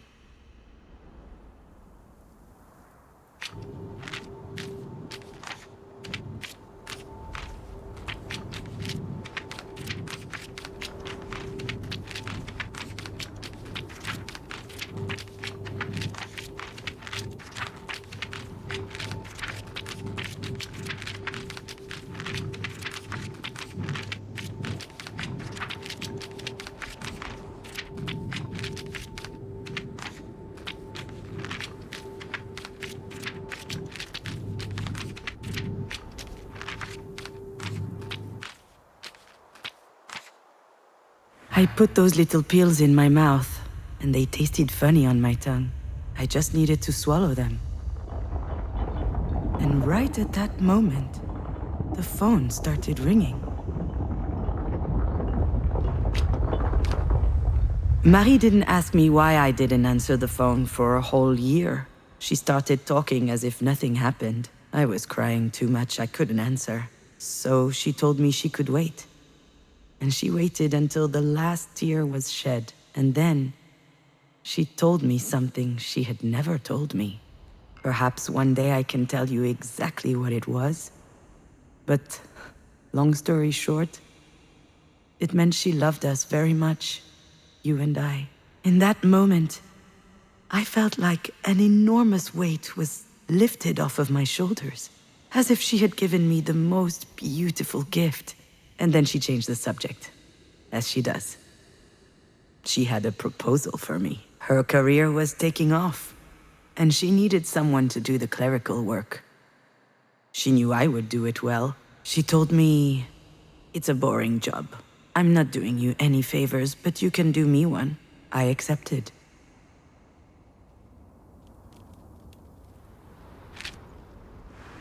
That's it, my little fawn. That's the end of my story. If it weren't for Marie, I wouldn't be here to tell you, because she gave me more than words that day. She helped me understand that it was time I made my own decisions. That's the thing I figured out that night. And it changed me for the better. I would no longer rely on others to save me. Not on Marie, not Alex, not anyone else. I couldn't live like that.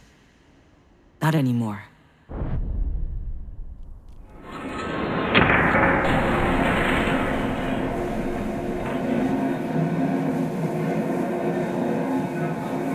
Have I ever not been there for you? He didn't actually understand. He didn't get the dynamic we had and what it did to us. And me neither, actually. Up until today, I lived some sort of a misunderstanding. But it's over. It's true. You were there. Not just when we lost Astrid, you've always been there. I knew that whatever happened, you'd be there. It's not easy to explain why you fall in love with someone. There was no love at first sight between your father and I. We even lost touch after high school. And still, One night, we went out on a date, and I immediately knew that it would last. There was something in his eyes. When he looked at me, I felt like he saw something invisible. Something wonderful. Something valuable. I couldn't believe, in fact, he was looking at me. I was really anxious at the time about everything. But when I woke up at his place the next day, for a brief moment, the oppressive feeling had disappeared. It happened again when I saw him the next day, and the day after, and then after that, every time we met, in spite of the distance. I felt like I was taking drugs, and it was really good. And I loved it. I didn't have that growing up with Marie. I felt like you believed in me. You're the only one who made me feel this way. You and Astrid. Yes, you too, my little dear. I believe in you. I know. Being with you was a gift. But it had to stop. After Astrid died. You see, my little fawn? Even when you're gone, you're never very far. That was the trigger, yes.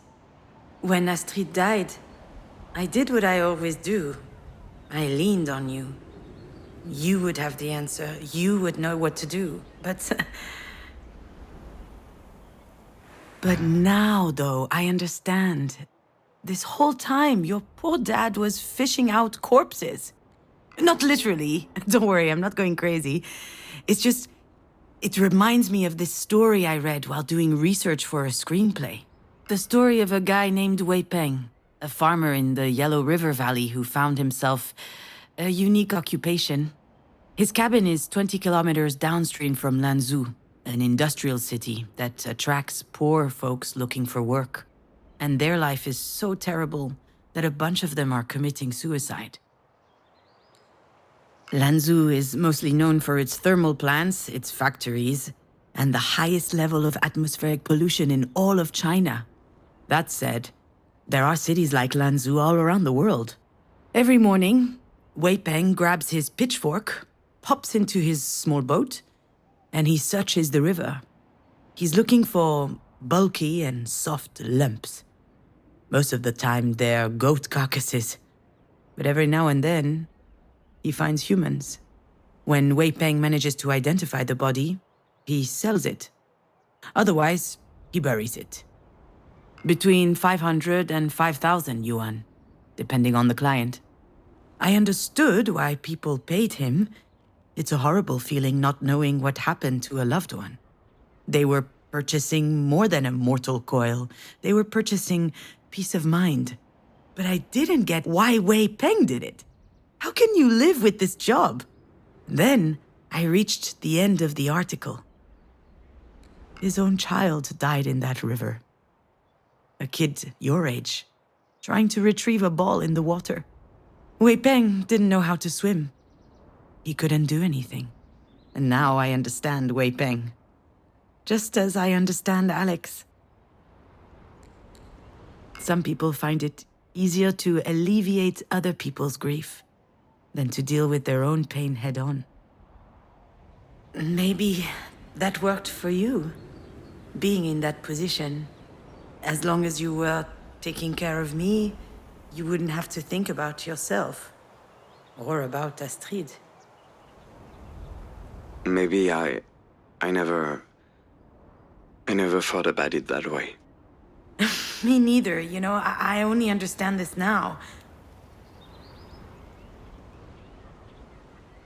Okay, then. Why? If I thought I was helping you, but actually hurting, why did you come back to see me?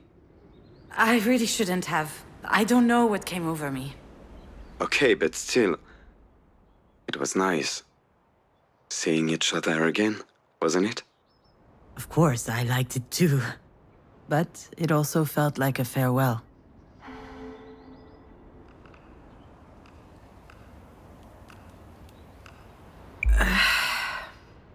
It was. Very nice. But it was also completely stupid. Don't say that.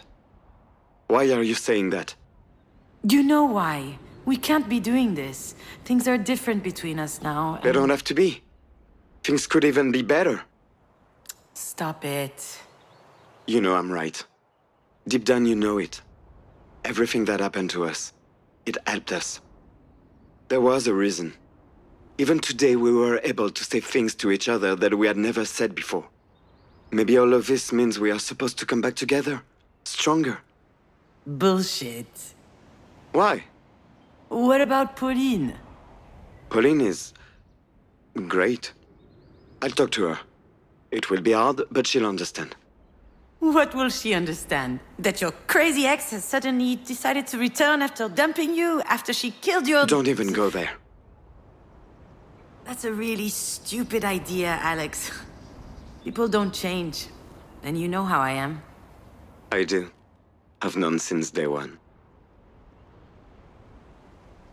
We met in high school, as juniors. It feels like a lifetime ago. We only had one class in common. Film studies. And we had completely opposite tastes. But I immediately liked something about him. Alex loved big US blockbusters. I, on the other hand, swore by art house movies like Tarkovsky, Bellatar, Kieslowski. I lived by these little nuggets which tickle your brain. Also, Marie's cultural snobbery had imprinted on me. I was trying to impress her.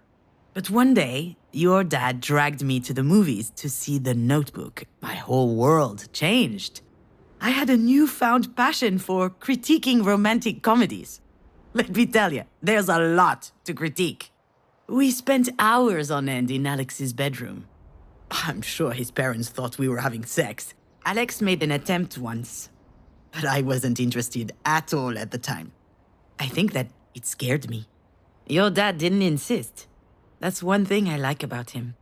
Even as a teen, he was much less stupid than most guys.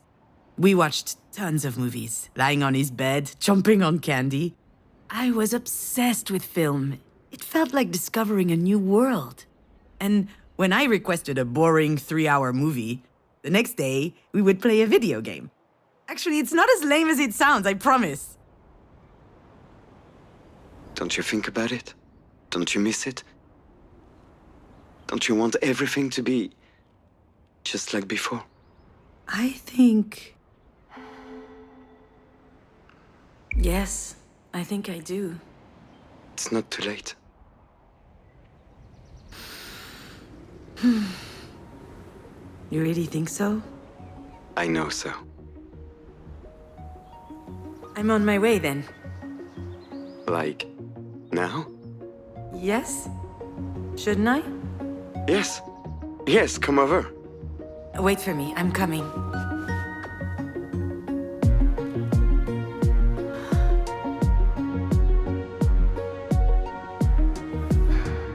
After all, why not? Maybe he's right.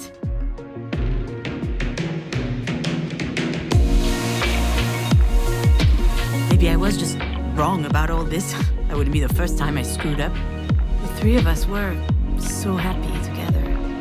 Maybe Alex and I can still be happy?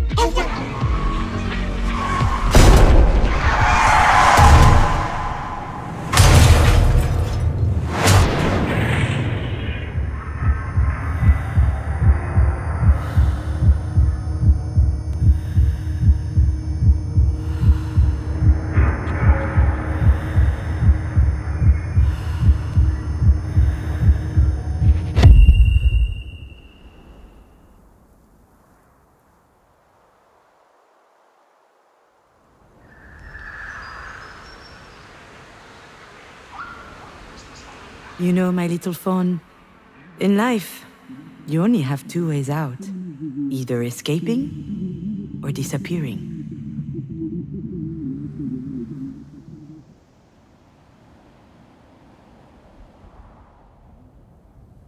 But sometimes, you're unable to disappear. And escaping from yourself, well, that sure ain't easy.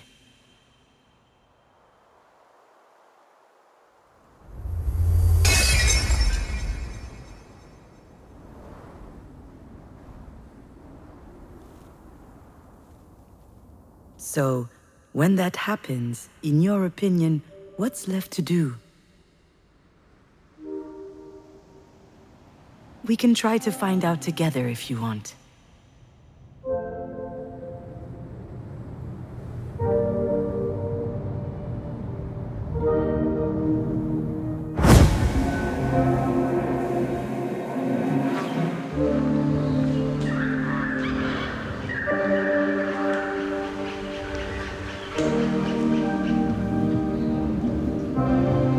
When Diane and I were little, Mary would tell us bedtime stories. She would make up animal fables with all kinds of mystery and conflict. Savage world, she called it. Female wolves, bears, or scorpions would find themselves in imminent danger, but they could always manage it on their own, swindling and betraying the boorish, idiotic males. Mary wanted us to be strong, courageous, and independent women, except it also made me a bit fearful of the world.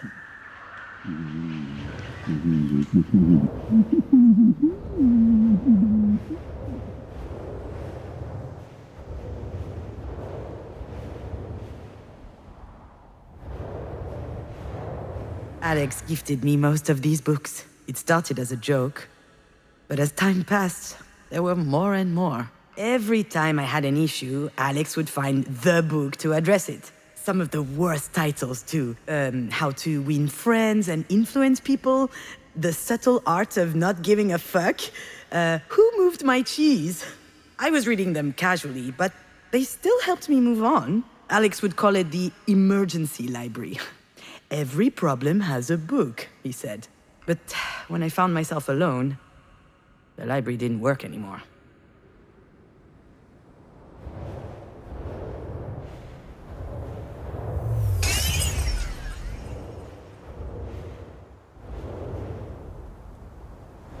At first, I stayed in the apartment for days.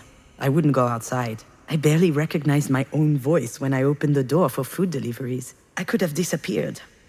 No one would have known. Yet, amid the silence, if you listen carefully, you can hear some things. The air traveling through the lungs, the bowels gurgling, the teeth grinding, even a heart beating.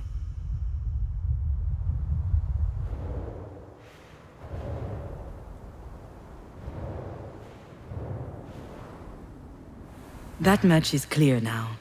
In fact, Alex and Marie are like two sides of the same coin for me. Alex was my crutch, my unwavering support. I came to believe that I would crumble without him. Marie was a model of strength, of courage, and determination. Everyone admires her, but she is completely unattainable. And I was dependent on her as much as him. Unable to manage on my own, but that was before.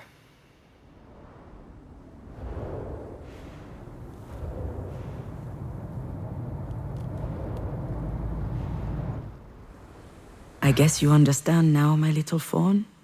Your dad and I separated, and for the first time in my life, I was living alone. At 34 years old, I had no idea how to do that. And he didn't fix everything. But come to think of it, it may be the reason I began looking for who I really was.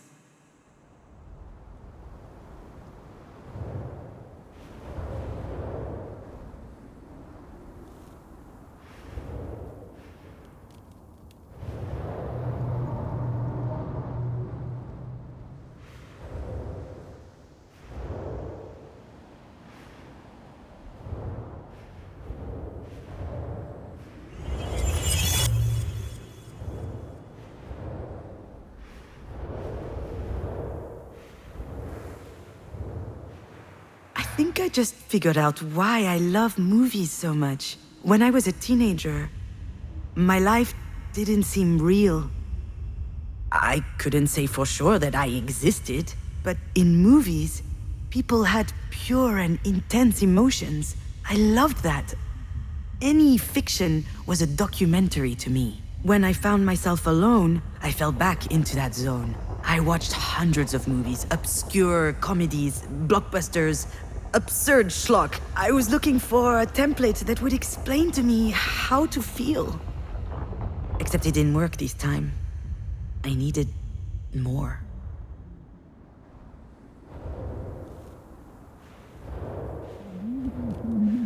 From the day you died, I had been sleeping a lot. I was still tired when I woke up, but at least it passed the time. Then everything changed. Sleeplessness kicked in. I spent my nights trying to understand, what am I still doing here?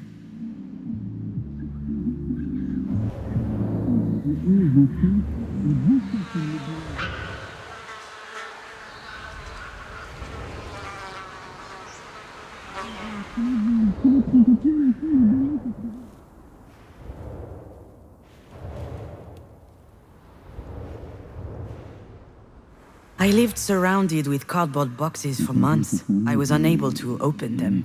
It was physically impossible, but it didn't bother me much. I've never been a homemaker anyway. Also, if I had an off day, I could always blame it on those boxes, instead of blame it on the life that was put away in those boxes. Do you remember this? Every morning you would drink your hot cocoa from it. I had to take it out of the dishwasher so many times. You wanted nothing else. It was in a box for a while. I thought about it, sometimes when I thought about you. It was there. One day I pulled it out of one of the boxes. I wanted a hot cocoa, and it slipped out of my hands.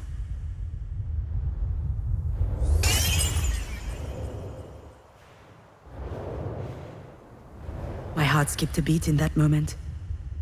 I held my breath for 1 second. And then... nothing. I just picked up the pieces one by one and threw them in the garbage. I wondered whether I was a monster for not feeling devastated. But now I know that I'm not. I was tired of being sad. Tired. I stayed strong. And it turns out that being able to do that changed everything. That day I realized that I was strong, and that I could do it, alone.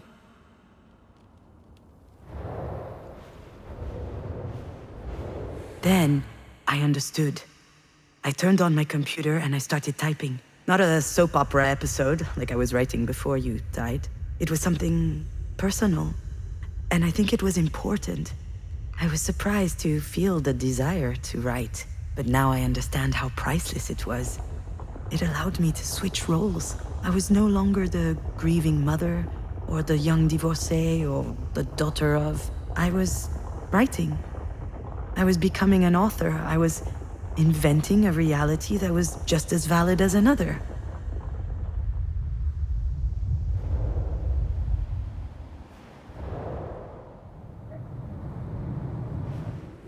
You know, I was telling the truth earlier when I said that there were only 2 ways out in life. But whether you escape or disappear, in the end you're doing the same thing. Now I understand that I had to find another way.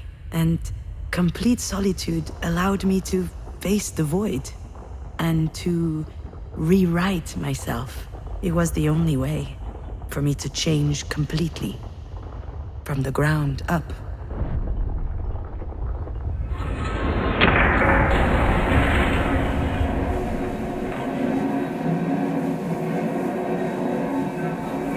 Don't you want everything to be just like before? Alex and I can reinvent ourselves. I know that we can. But that's going to require a lot more work. I would love for things to work out that way, Alex. Just like in the movies. But the scene when they get back together, the happy end, we all know that's not happening. Too bad. You're at least as sexy as Ryan Gosling. Yeah, and I definitely have better abs. I noticed that the other day. Is that new? See? You're missing out. I'm sorry things ended the way they did between us. I left because I was losing my bearings. And I felt like you were also going off track. You know, trying to convince us that we would be okay. I was trying to help you. That's the problem. You couldn't have.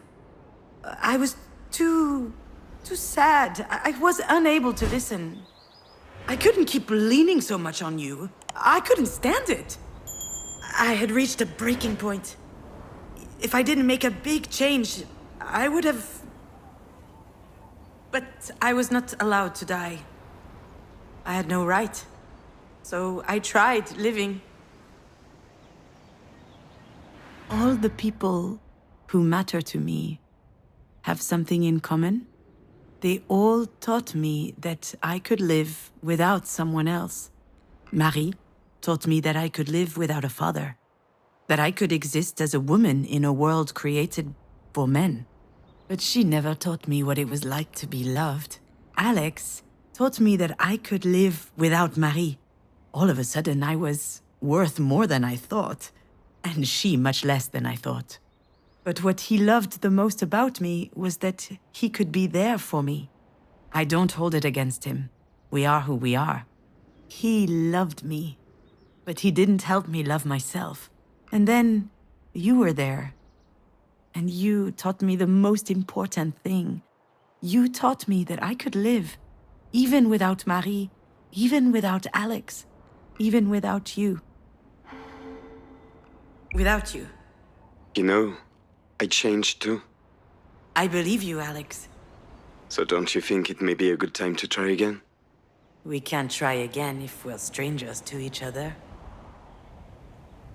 Wow. That's a Nobel Wisdom Prize right there. That's not even a thing. Exactly.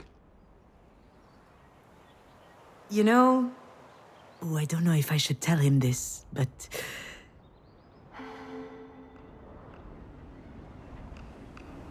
I will always love you. And oftentimes I think to myself that we could start something new. We'd hop in the car and road trip through Ardèche. I would take off my flip-flops and rest my bare feet on the dashboard. And you would yell at me because that's nasty. That is definitely nasty. Oh, nastier than your damn Tupperware up in the fridge? Nastier than your clumps of hair in the bathroom sink? Probably not. But then I realized that all of these are memories. Some are good, many are, but some are dreadful. Those memories with you, they're too much to handle. Which means I don't have a choice. I have to leave it all behind. You understand?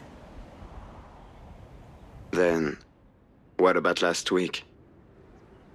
Look, Alex, I don't want to hurt him, but... That's besides the point. I don't know why I did what I did. I don't even know why I went to your house.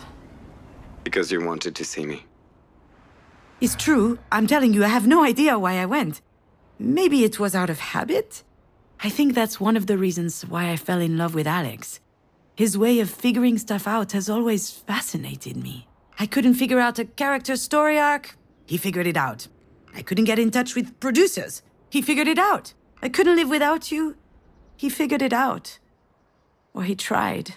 I believe that's why I went to see him last week. So he could figure it out for me. Except I didn't even know what my problem was on that day. If only it were that simple. Anyway, it was really stupid, and I probably hurt you. Come on, June, stop that. Last week you were happy. For the first time since I can remember. What would you know? We haven't seen each other in months. That is true. And it wasn't my call. You're the one who left. And I respected your choice. I learned how to live without you. And you showed up on my doorstep out of fucking nowhere? What am I supposed to think? Yeah, he's totally right about that. I'm sorry, Alex. I truly am. I know you're angry and... I'm not angry. But I was in a bad place. I didn't know what to do. I needed to see someone. Why not your sister then? Or call a girlfriend? Even your mother, for that matter. You came to see me because I know what you are feeling. I understand your pain. Don't you think? No, I don't think so. You don't understand anything. Well, if you really understand, then why do I...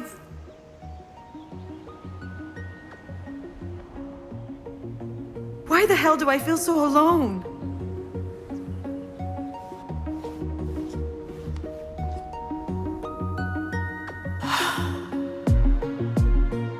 No one can understand what I feel, ever. No one can tell me how to live with this, how to do this. It's a gaping hole in the fabric of life, and living with that big a hole in you it's impossible.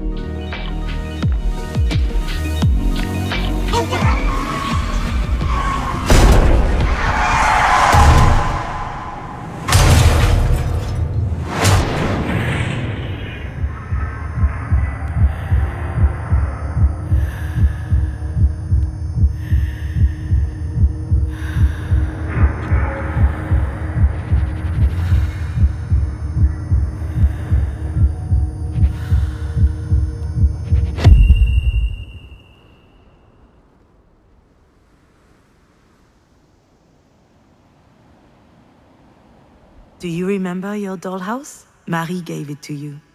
She had built it herself in secret. It was really detailed. There were even miniature figurines of Alex and I for you to play with. Of course you remember. You took to it immediately. You were making up all kinds of stories about daily life where you were the hero.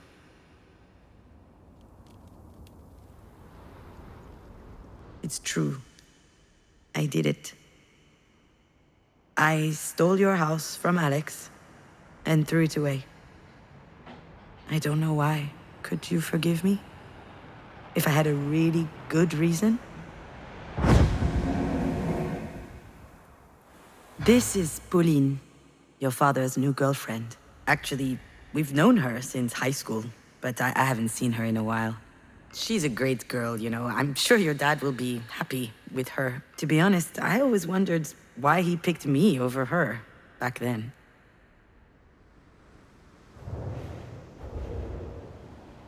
Your dad is still making video games, but he quit the big company he used to work for. Now he's making a game on his own. I don't know much about it. I think it's about you. In a way, every game he ever worked on talked about you. The games you were playing together actually gave him tons of ideas for his work.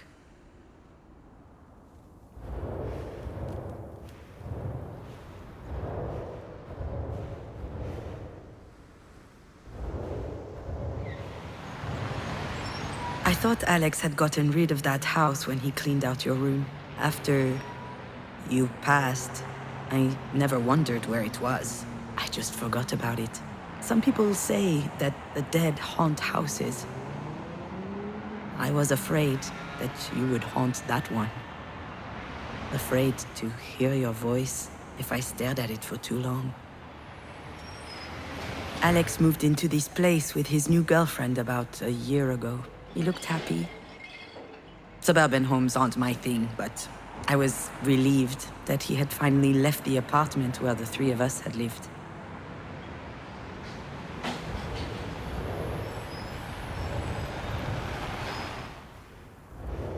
When I learned that Alex and Pauline were moving in together, I thought he had turned the page. Do you want to know what I felt? It's complicated. I think I was impressed. Once more, your father had demonstrated that he was stronger than me, and I'd like to say that I was happy for him. But in truth, I envied him.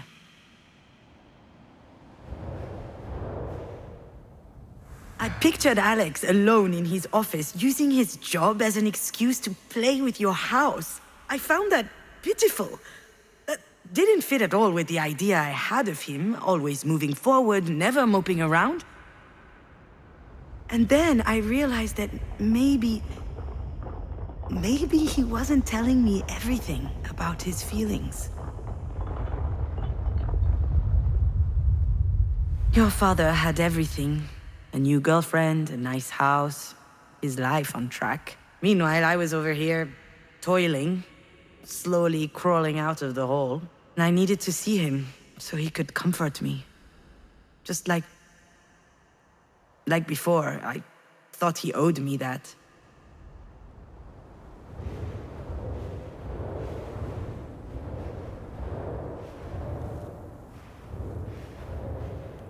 He started doing it at work, just so that he could meet his deadlines. Sometimes we did it together, at parties for fun.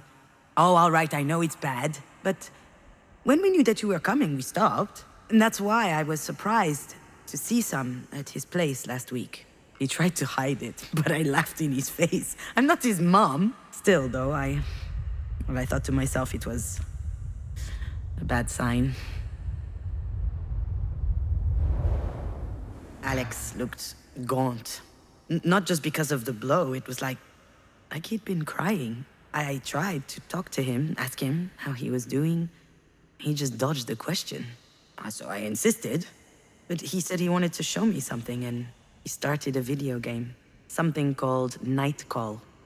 A murder mystery noir where you play a taxi driver. It was really good, but it's hard to have a conversation with a controller in your hands.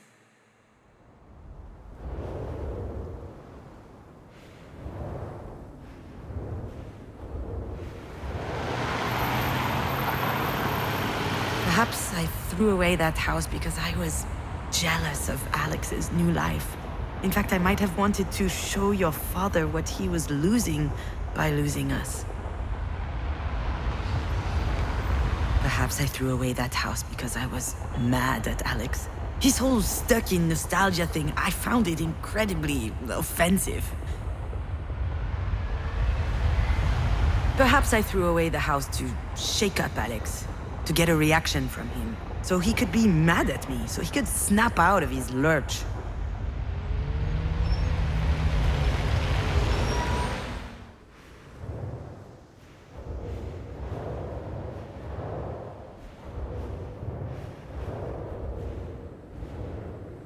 We had a great night in the end.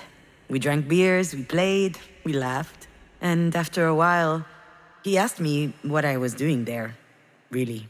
I thought about telling him the truth, but instead I kissed him. I don't know what came upon me. He kissed me, and more. It was very nice. Much more intense than it used to be before. And it made me want to cry because that was way too late.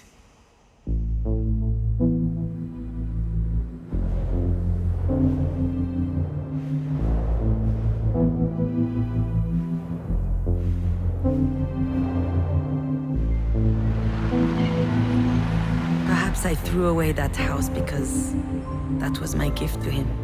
Perhaps I thought he needed this old relic out of his life. Like he needed me out of his life. I'm sure all of that contributed to my reaction to a certain extent. I was jealous, a bit petty, conflicted, and on top of that, I was a dollhouse thief. But there was something else, something that really hurt me, and that I'm only understanding now. I was ashamed.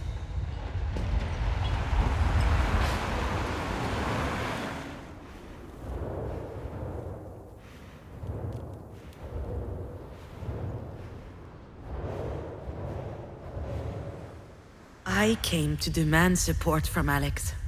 I thought it was unfair that he was already happy again.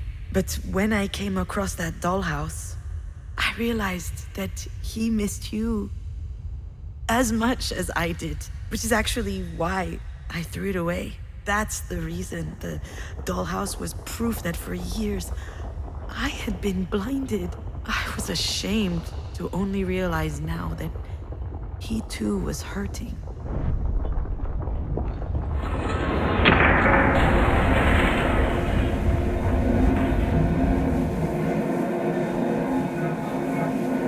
I understand your pain.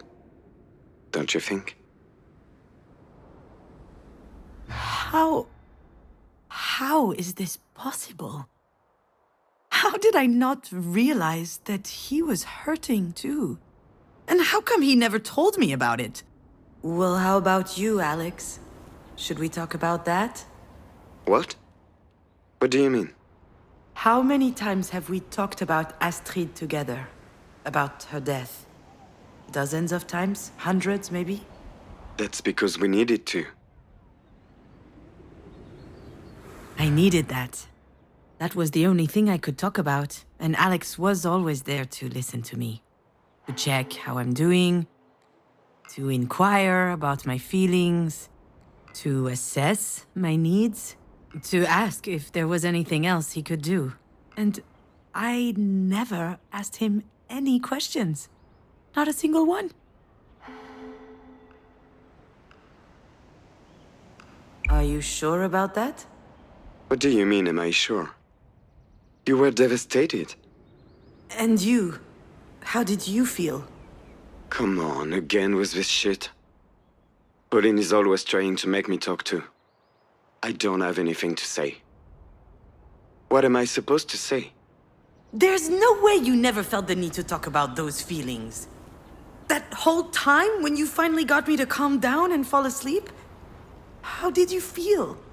What did you think? I don't know. I can't remember. Why are you dragging this up now? Because I never thought to ask you back then. Well, that's all right. I'm okay. I was okay. It's not your fault. He's still doing it. He's still trying to protect me all the time. He needs to understand that things have changed. Yes, it is my fault. You were alone with your sadness. But now I'm thinking to myself that it wasn't fair. You know, I just realized something and I'm so ashamed about it. You're hurt too, and that didn't even occur to me until now. I was thinking about you. Not about Astrid? When I was alone at night, I was thinking about what I needed to do to help you get better. That's all I thought about. You needed me. That kept me going. And now that you're no longer here... I lived in fear of everything for a long time. Fear of making the wrong choice, fear of making mistakes, fear of not being good enough, not smart enough. And Alex was an antidote against all these fears. He was acting like he didn't have wounds of his own. But I knew that he did. One day, for instance, he told me about his parents. They love each other the same as ever. They're very good together.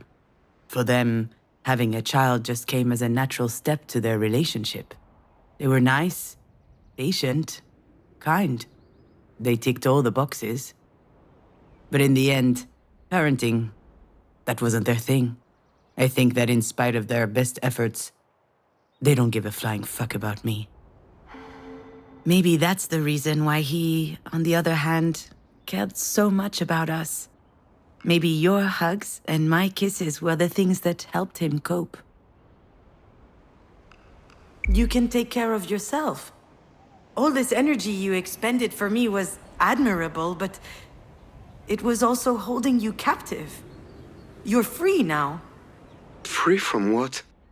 Free to face your own emotions and deal with them, to heal your own pain.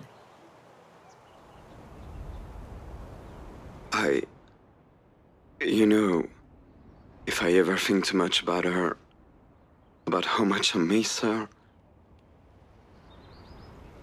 I have to stop. It makes me dizzy, it scares me. I'm pathetic. Of course you're not. I understand. Last week to me, that was just like before. Alex? Are you still there?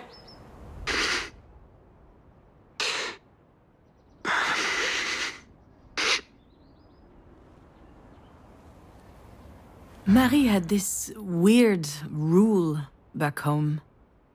You only get to cry once. It didn't matter the reason, from bike falls to headaches to world hunger. She had this theory that there are two reasons one might cry. Either from surprise, when life sucker punches you, or from cowardice, when you give up on fighting back. You only get to cry once from surprise, she used to say. And there is no time for cowardice. Well, I think she forgot that there was a third possibility. Sometimes you cry because you've mustered up the courage to look at life how it is.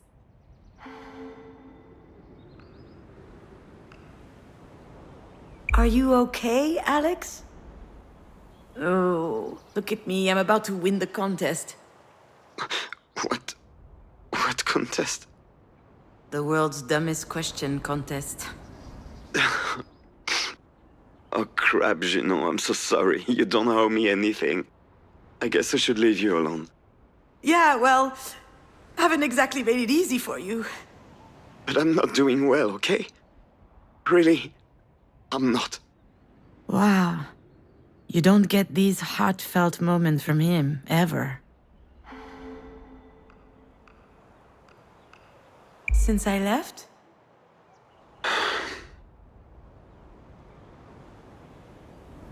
Let me show you something. He wants to video chat. Oh, wow. This is, Did I ever tell you the story of the Lookout? It's a very special place for us. We were driving, Alex, you and I. It was a really hot day. Over 40 degrees.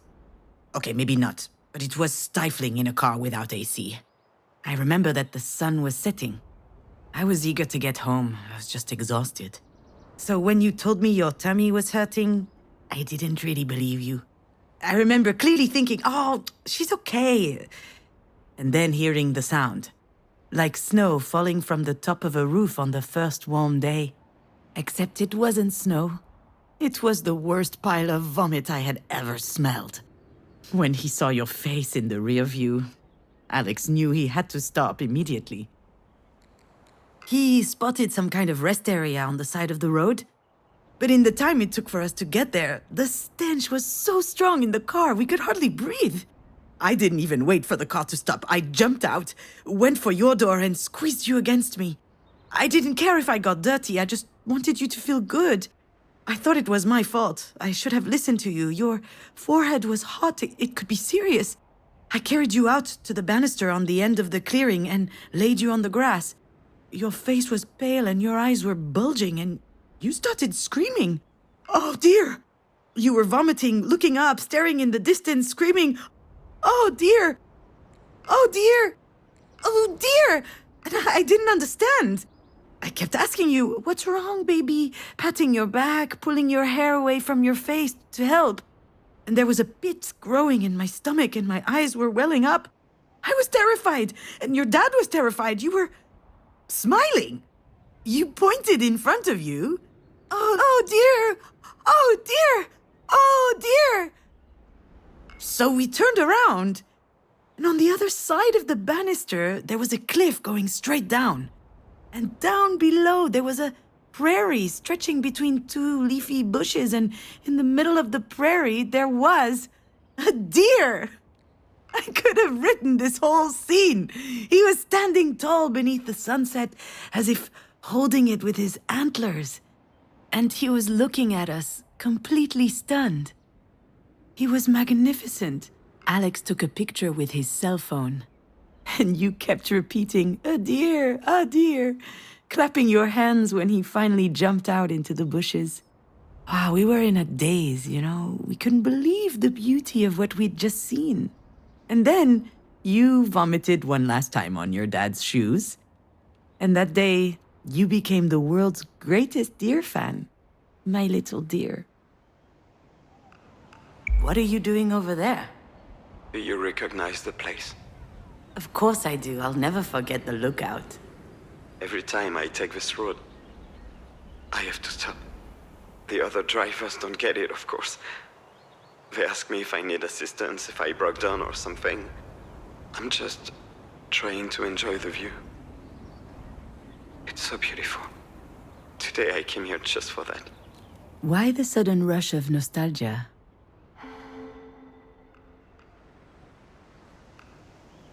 Did you see the deer again? No. I never saw the deer again. I'll never see the deer again. And that really, really sucks. Alex? You're scaring me a bit. You don't look well. I'm not well. You were right, you know. This whole time I thought I was helping you. I thought you needed me so you wouldn't crumble. But that was a goddamn lie. I was the one who needed you. Even before Astrid died, I needed you. Helped Junon with her tyrannical mother, helped Junon with her screenwriting career. Shows Junon how to be happy. A good one. It was easier for me to think you had issues. But I was the goddamn issue. It can't be easy for him to realize this, but he has to. At least I hope so. You're not an issue, Alex. And still you got out as soon as you had the chance. I know you can be forgetful when it suits you, but that's pushing it. I remember getting in the car with you. I remember waking up in the hospital with Alex by my side. But what happened in between, it's a black hole for me. Apparently that's pretty common. During extreme events, your brain does not generate memories. It's too busy surviving. I survived, which I guess means that my brain worked really well. But since then, it's been mulling over this one question. Was it all my fault? I was half expecting your dad to hold it against me one day, anyway. But it doesn't hurt any less. That was really shitty. I'm sorry. I'm just tired and sad. Do you want to know why I don't think about Astrid? The real reason? When I think about her, I say things to myself that hurt too much. That I will never see her again. That I will never hear her voice again. That I will never carry her to bed in my arms. How am I supposed to live with that? If only I had the answer to that question. It takes time. Yeah, that's it. It takes time. Except the more time passes, the worse it gets. And I'm getting tired of waiting. What are you saying? Alex, what are you saying? This place is as beautiful as ever, you know? Really beautiful. Bye, June. Good luck. Alex, don't... Alex? Alex! Shit, I gotta get over there. Shit, Alex. I have a really bad feeling about this. Alex is strong, but... he didn't look well. I've never seen him like this. I could be imagining this, but if anything happens to him, I will never forgive myself.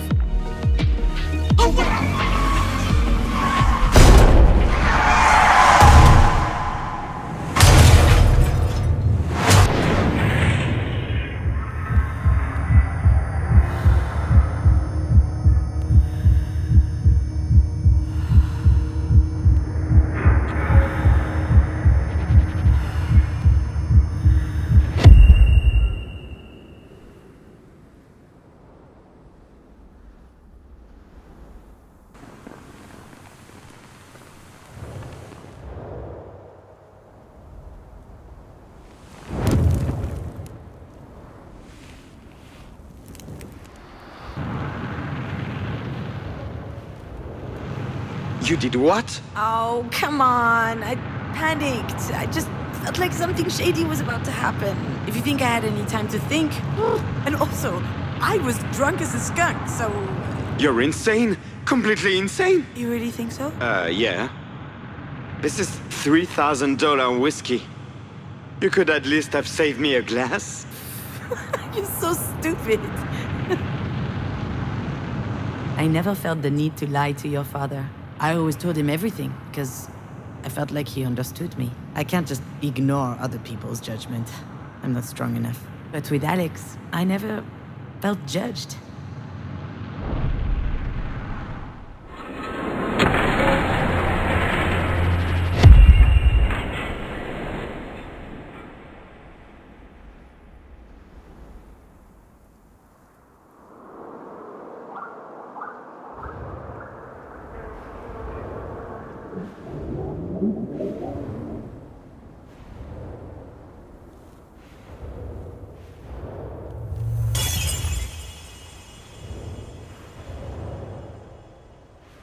All right. You settled? More or less. And what are you up to? Are you writing again? Shoot, Jan, how did you know? Lady, this isn't rocket science. You're just like Mom. It's in your blood. Why do you think Alex has been pushing you all these years? You're the only one who's unaware that you're an artist. For a long time, I thought Alex was pushing me to write out of mercy, because he thought that it would somehow fill a void in my life. It never occurred to me that maybe I was actually talented, and that he had figured it out.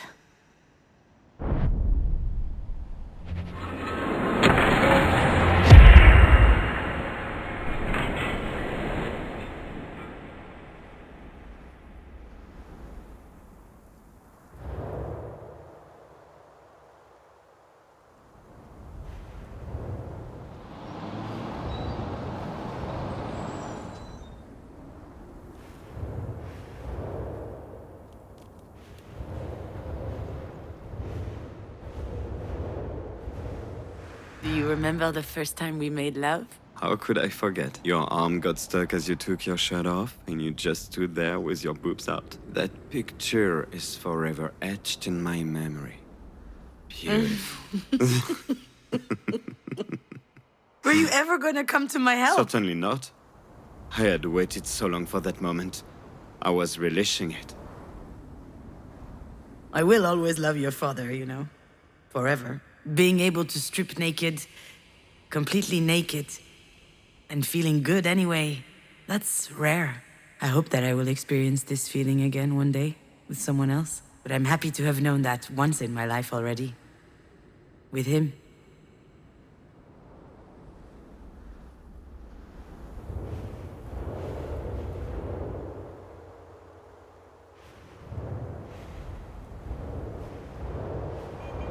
It's time to say goodbye to your dad, I guess. I mean, farewell to us. I can no longer be with him because your absence would take up too much space. And also because I realize now that our relationship had something kind of unhealthy. But that doesn't take away from who he is, or from what he gave me. Our story together is ending, but each of us still exists. And we're even stronger than before, because we've grown up, ready for a better rest of our lives. Shaken, transformed, rattled, but unbroken.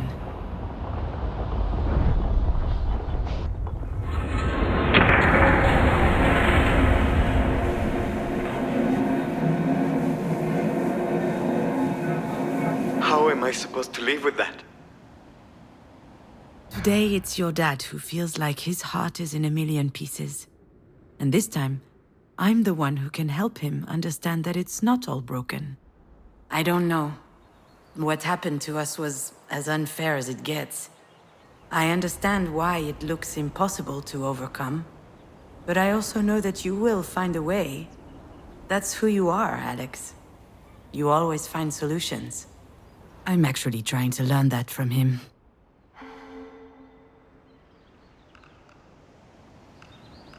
Do you remember the Gare du Nord? What are you talking about? When Astrid dropped Stinky Moose and he fell on the tracks. The train pulled in and she was crying her entire life out. I was already picturing Stinky Moose split in half. And what did you do? I borrowed a selfie stick from a tourist. You lay down on the platform and fished out Stinky Moose, just in time. And you gave him back to Astrid without even cleaning him up?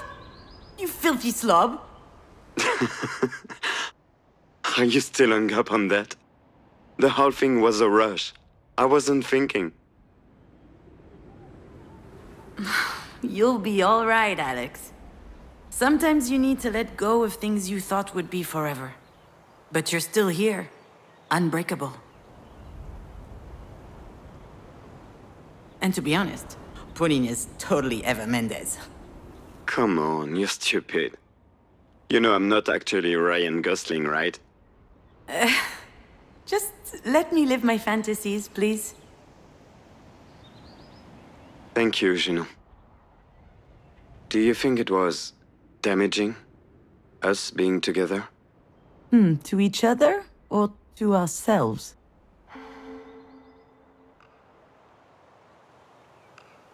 We did what we could.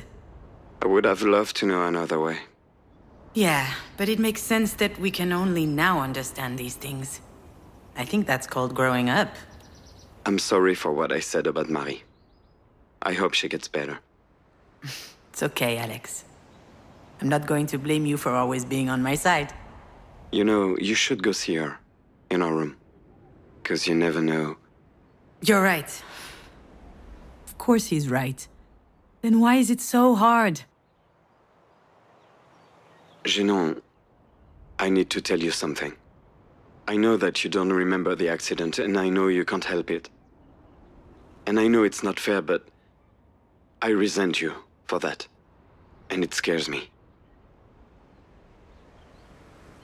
I'd like to believe that knowing what happened that day wouldn't change a thing. But I know that's not true. Because there are only two options. Either my daughter is dead, or I killed my daughter. Scares. Yeah. Sometimes I feel really angry. I think that not knowing is driving me crazy. So if one day you do remember something, anything really, please tell me. I don't know if I will, but I too would like to know. And I too am angry. Oh, June, I'm sorry, Could you stop being sorry all the time? That is not sexy. Is Ryan Gosling ever sorry in the movies, huh? What about Hugh Grant? Is he sorry? Huh? Hey, Adam Driver? I mean, yeah. They do have that hangdog look. Fair point.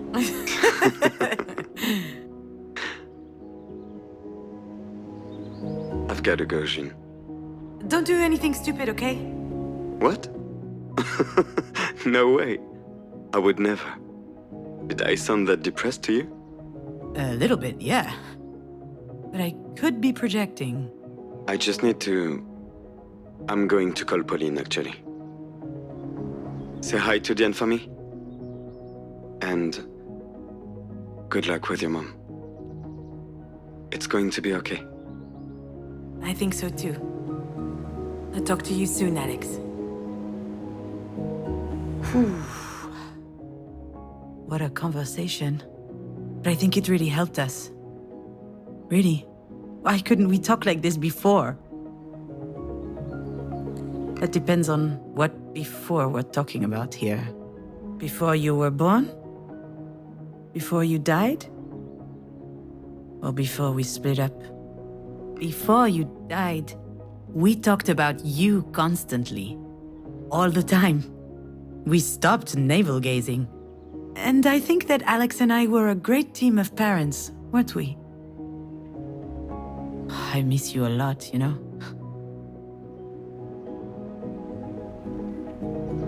Hey, what are you doing here? Did you follow me? It's forbidden to be here. Hey, wait! Where are these kids' parents? Come back! That could be dangerous! Oof! I haven't run this much since high school.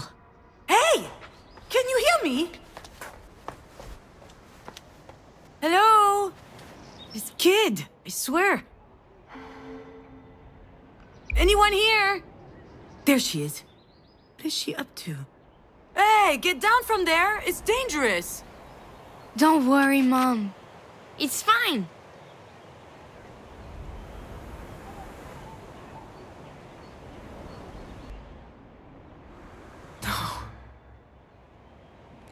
No, no, no. I've got to get out of here.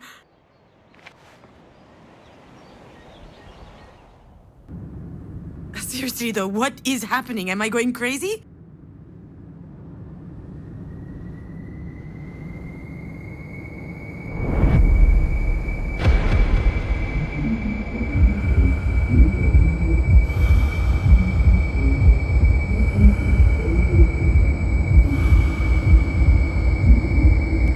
What happened that day? There's no way I forgot everything. It's gotta be there somewhere. But it's still such a blur.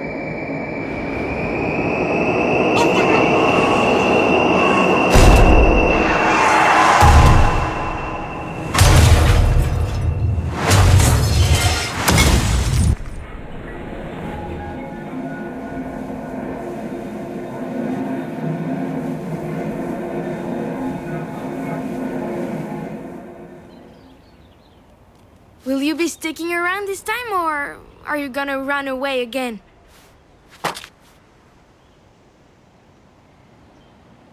What the hell is happening? Hey, what's up with the curse words? Are they allowed now? Did you just hear what I was thinking? Are you surprised? You've been talking to me in your head for years. Was I supposed to leave you hanging forever? Is it really you? Nope. It couldn't possibly be the real me, seeing how I'm... you know... dead. Like Dad used to say, there's nothing wrong with asking questions. Just make sure you think before you ask. So what are you? A ghost? Oh, maybe I'm finally going crazy. I'm not a ghost. At least, I don't think so. Let's just say that I'm here. Isn't that good enough? It's more than good enough, my little fawn. This is the best thing that's happened to me in a long time. Probably the most worrying thing also. Mom, am I really scaring you right now? Hey, don't do that! Did nobody teach you it's rude to read people's minds? How about you stop thinking and talk to me instead? I'm so happy to see you. So am I. And I think you're very pretty. Oh, thank you, little fawn. I only sleep about 5 hours a night. My hair is so dirty that it won't budge even if I untie it, and I'm smoking more than the Amazon rainforest under Bolsonaro. I've noticed. That's very bad, by the way. That stuff kills, Mom. Would that be so bad? Lame! If you really were gonna kill yourself, wouldn't you have done it by now? You're pretty sharp for an imaginary kid. Come on, let's check out what's upstairs. Oh, wow. The view's really nice. Astrid.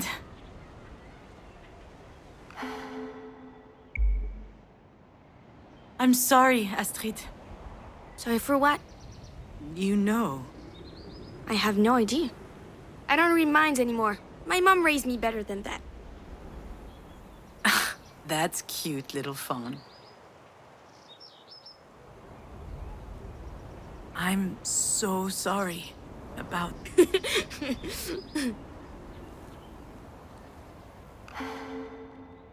That wasn't a joke. Sorry, I'm sorry. It's just... Do you remember what happened? No.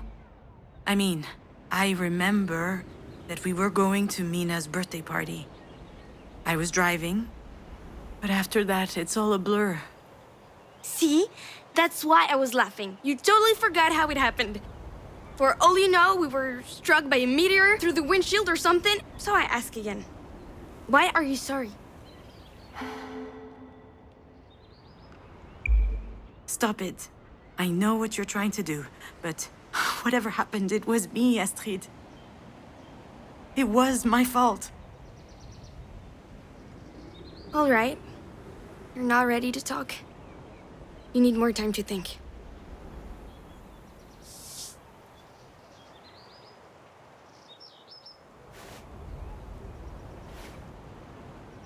Astrid. Come back.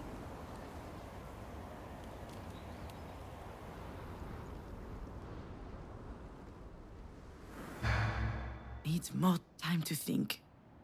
What did she mean by that? What am I even talking about? I'm mulling over my dead daughter's imaginary advice? I'm going off the deep end here.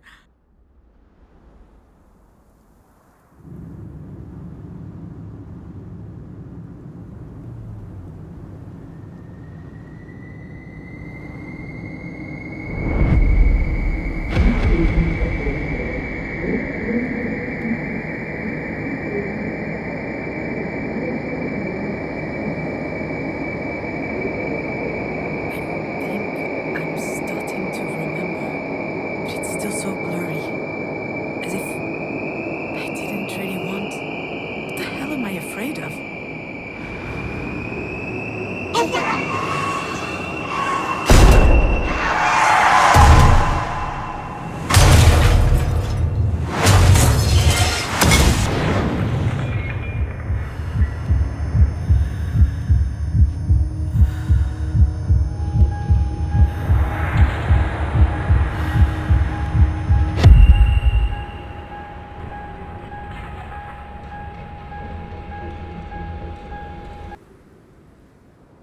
What does it mean to be a mother?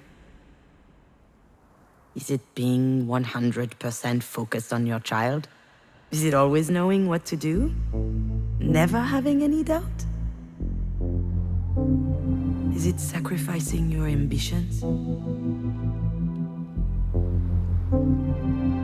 If you do all that, are you automatically a good mom?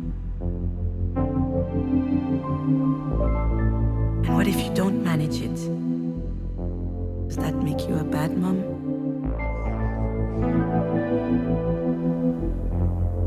I've asked myself all of these questions a lot. Do you want to try and find an answer together?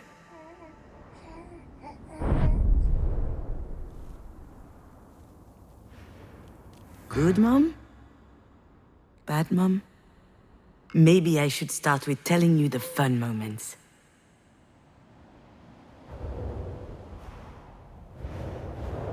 I was so fired up by your birth.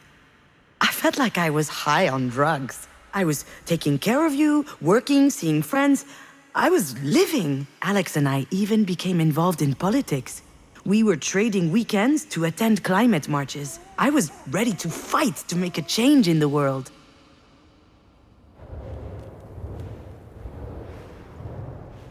It kind of came out of nowhere. I was feeling gunky and I was a bit late, so I decided to take a test without putting too much stock into it. And here is the picture I sent to your dad. I remember that the stick wasn't even dry yet. Can you imagine the surprise? I'll admit that back then, I didn't know whether I would be pregnant one day. Your dad and I hadn't really planned it this way. We'd been talking for a while about having a kid one day, but that was only a plan. In the meantime, we were being careful, but we obviously hadn't met you yet. Of course, a mere condom wasn't going to stop you. I was happy. Just happy. Nothing else. It was an incredible feeling.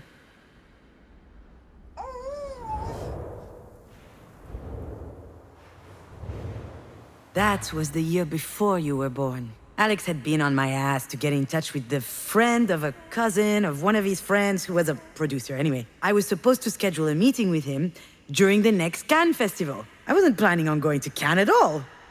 But I did what I was told. I managed to slip into a party where I eventually met the guy, and it worked out. Yeah.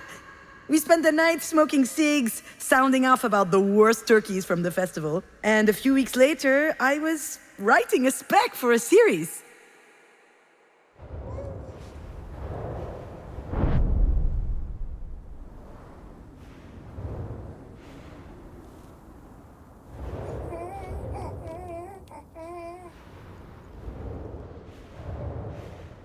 Thus, within the span of a year, I delivered 2 babies. Astrid, in January, just over 8 pounds, hungry as a wolf, and a mug to die for. And then, my first professional screenplay in August.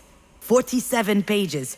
A veritable leap forward in my career. All of a sudden, things just fell into place. I was a screenwriter. I was getting paid for writing. Sure, it was a crappy series, but that turd paid very well.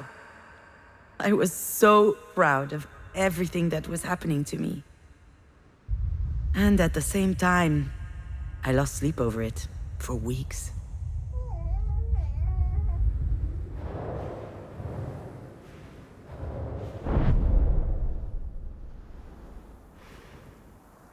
Because there were some dark thoughts too. The ones your light could not dispel.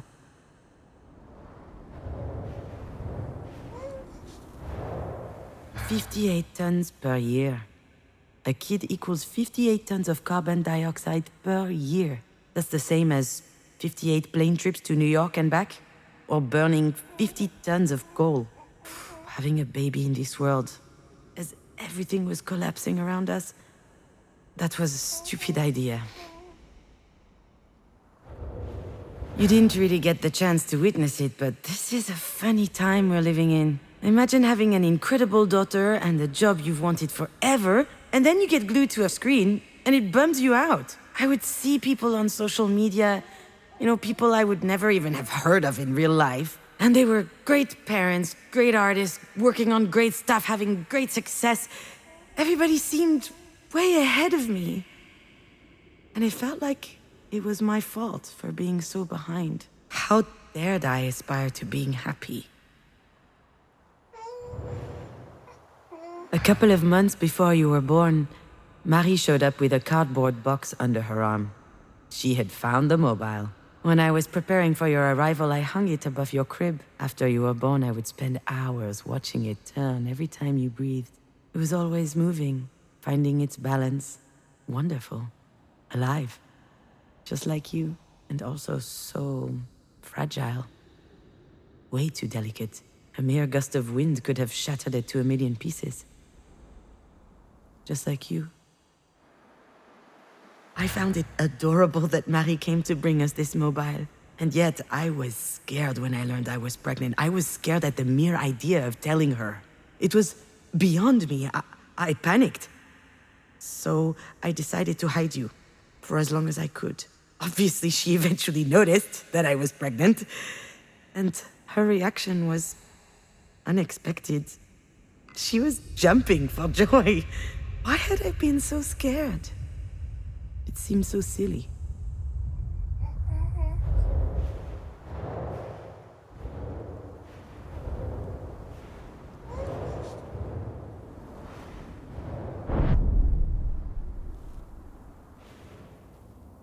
I know breastfeeding while on a cell phone isn't exactly what you picture from a perfect mother. Well, that only happened once. Or maybe twice. Or a bunch of times, actually. I loved connecting with you, It was a magnetic force. Time disappeared when I looked into your eyes. But sometimes I was overwhelmed by everything else. The earth that keeps on spinning, the anxiety of not doing enough, projects at a standstill while others are going full speed, and then the fear that it would all stop. That's always a little bit there. But I think I was stronger than that in the end.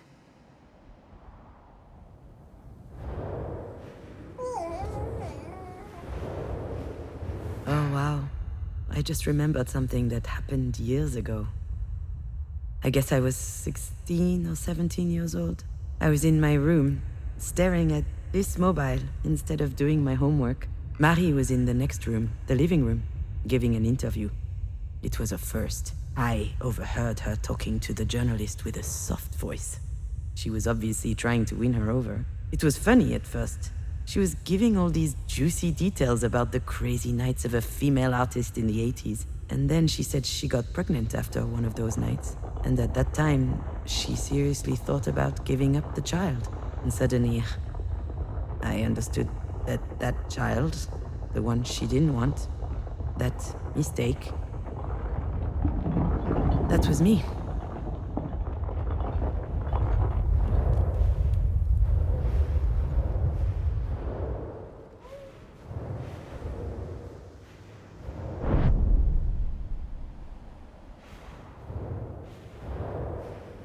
To me, being a mom was one of the greatest joys in my life. I wanted to feel you growing inside of me and then meet you and live all that, the whole experience. And writing was the same. I really wanted to do it, and then I actually did. I wanted these things. I bore them and I cherished them. But I struggled with them too, because I was scared. I had doubts, but really most of all I had this lingering feeling that maybe I shouldn't have been there. And when I lost you, and writing had lost its meaning, that feeling came back with a vengeance. This feeling, this knowledge that whatever I do, it is not enough.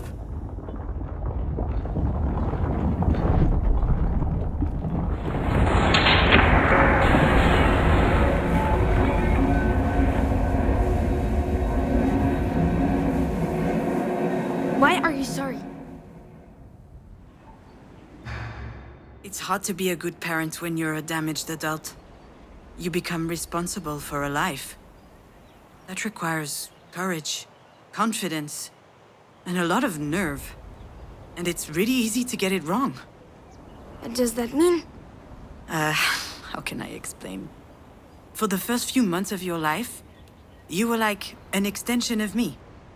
You couldn't talk, you couldn't walk, you could barely see, actually. And I was feeding you out of my own body. Yuck. Yeah, yuck! Having your life in my hands. That funny feeling. That's what being a mom was all about to me. And then one day...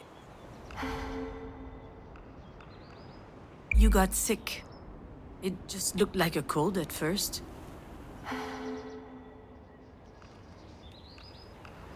Alex would wash your nose twice a day with saline. Pulling neon yellow snot tentacles out of your nose amused him no end. I couldn't do it. Then, things got worse.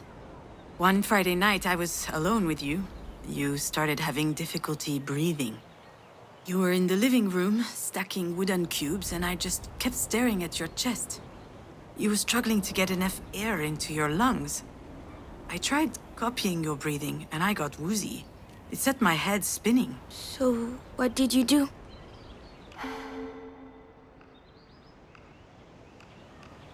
I grabbed my phone and called our doctor. I told him I didn't care what time it was, that I needed to come at once. I felt really guilty that it'd taken me that long. I hadn't wanted to disturb him. I was so scared that you were going to die. When I got to the doctor's office, I was a mess. The doctor asked me what was wrong with you, and I said that you were having difficulty breathing, and he was so calm. He made me want to smash his teeth in. He asked me to put you down on the examination table and take your shirt off so he could listen to your breathing. And when he got close to you with his stethoscope... What happened? You peed on him. Excuse me? This beautiful golden stream. A perfect arc from your hoo-ha to his coat. Awkward. Well, you didn't mind at the time. You were chirping and staring at him. And he said, well, this little girl looks perfectly healthy. And I started crying. Well, yeah, you must have been relieved. I thought so at the time. But it was more than that. I can see it now. The most important part of being a parent, and also the hardest lesson to learn. You need to trust your children. Trust them to pee on doctors? Trust them to live. You weren't there so I could feel like a good mother. You were there to live your life, to become yourself. Seems obvious, doesn't it? But I didn't see it. So I spent a lot of my time feeling guilty. Telling myself that I didn't deserve you. What? I don't believe it. I was your biggest fan, you know? Really? Of course. You were relentless. You even found the time to work on your scripts. You were working your ass off to make your stories amazing while you were busy taking care of me. How did you manage to be strong like that? I mean, your father was there as well. I know! Imagine! 2 kids at home! Oh, come on. Mom, you know I love Dad with all my heart. But in my view, he probably regards mental fortitude as a kind of superpower. Okay.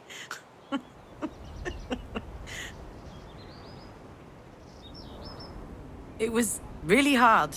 I almost gave up so many times. My career wasn't going where I wanted, certainly not as fast as I wanted, but I held on.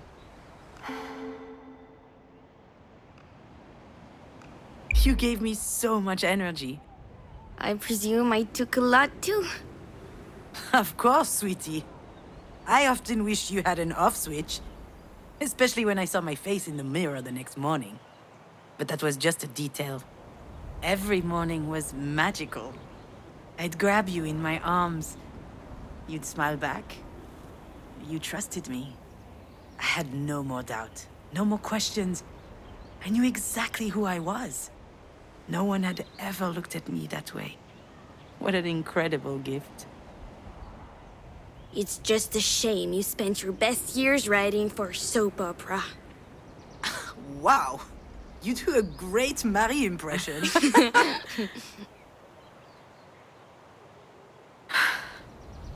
It's a bit silly, isn't it? What is? All of this. Me talking to you right now.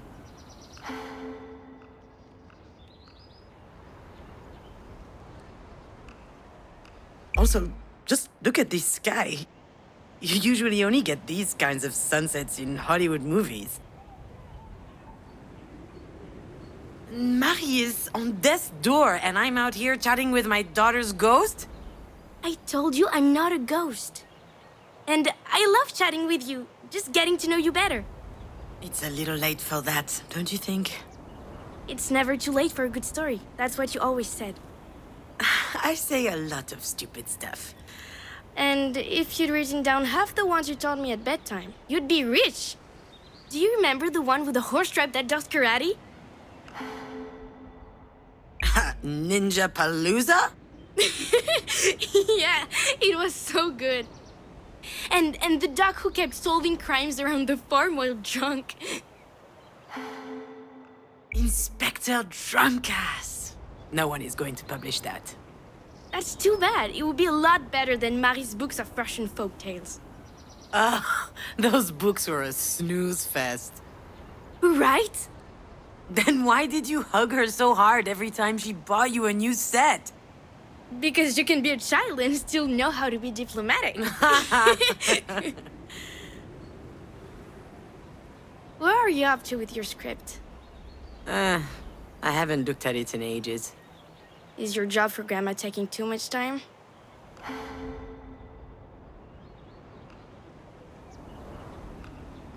Everything I write sucks. Oh, come on! Stop it! The whole tortured artist thing doesn't suit you. And, to be honest, I'm not too fond of the whole petulant tween thing. I liked it better when you were 4 years old. What are you going to do? Give me a spanking? No, I suppose you're too old for that.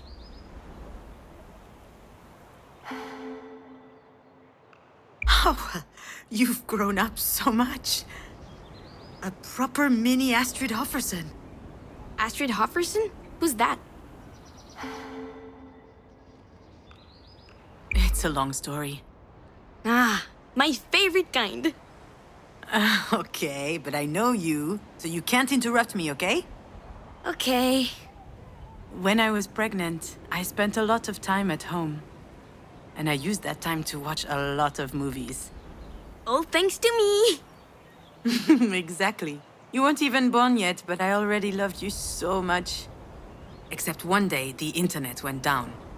So, I was forced to comb through your father's nerdy DVDs. And the best I could find was this cartoon.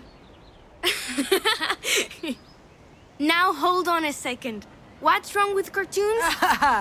The opinions of a Peppa Pig fan mean nothing to me. Although, you are right. It was really good. What was it? What was it about? It was called How to Train Your Dragon. It was about dragons. I love dragons! Of course you do. I don't. Dragons are tacky. But there was this great character in the movie. Astrid Hofferson.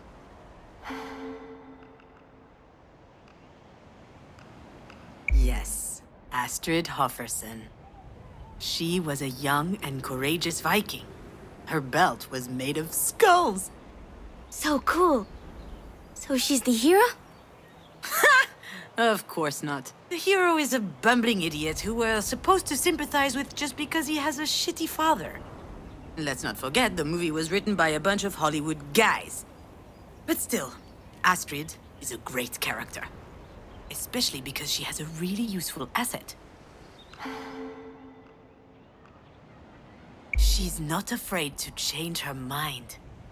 Her tribe has always hated dragons. However, when she meets one, within like 30 seconds, she understands that he's cool. Do you realize how much courage that takes? I guess change is always hard. Very hard. But maybe a little bit less so if you learn how to do it when you're young. And she's also really supportive of Harold, the idiot hero. When he's doubting himself, she's there for him. Not to snuggle, though. Quite the reverse. She shakes him up. She chews him out. All of this leading up to the realization that he can make it on his own. I thought that was beautiful. I told your dad that night and he laughed. He said he'd always loved that character too. And that's why my name is Astrid? It is. We were hoping you would become a warrior, a rebel, sensitive and smart.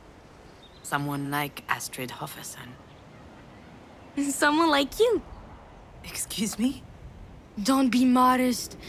You've done pretty well so far. Wait, what do you mean by so far? Well, with Auntie Jan and Dad. You struggled for a bit, but eventually you managed to find the right words. That was impressive. Well, not really. I'm lost. I'm completely lost. My brain is a mess. I've seen worse. Really? Do you remember my room? Now that was a mess.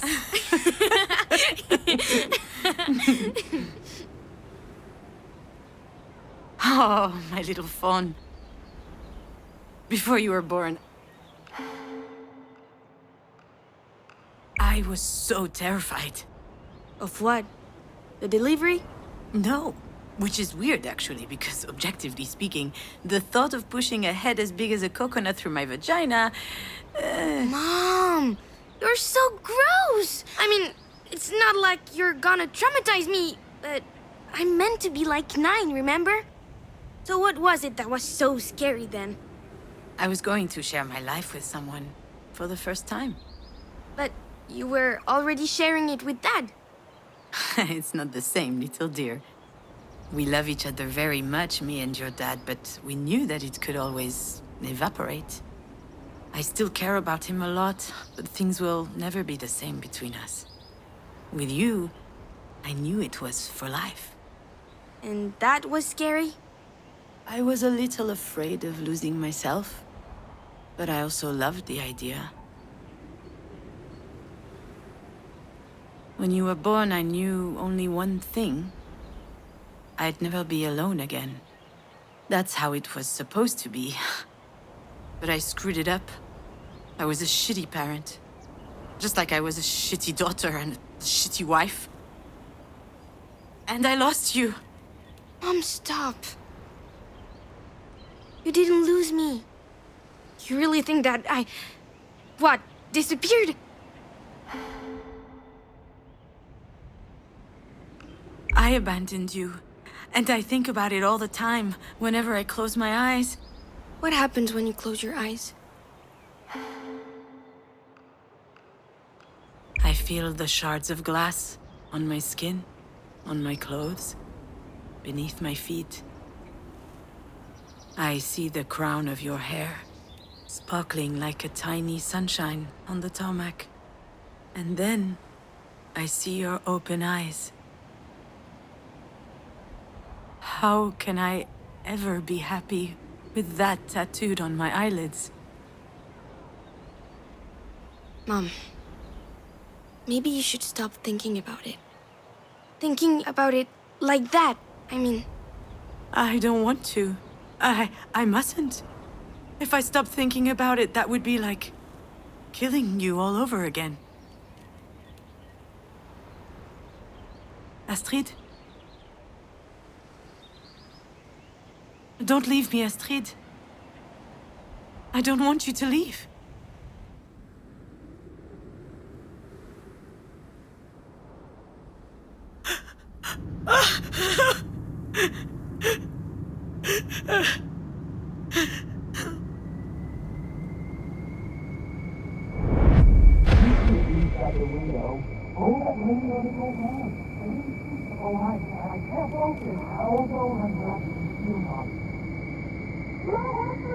I know. That's what I need to focus on. I think it's coming back. Yes, it is. Just try a little harder, Junon. I need to dig deeper.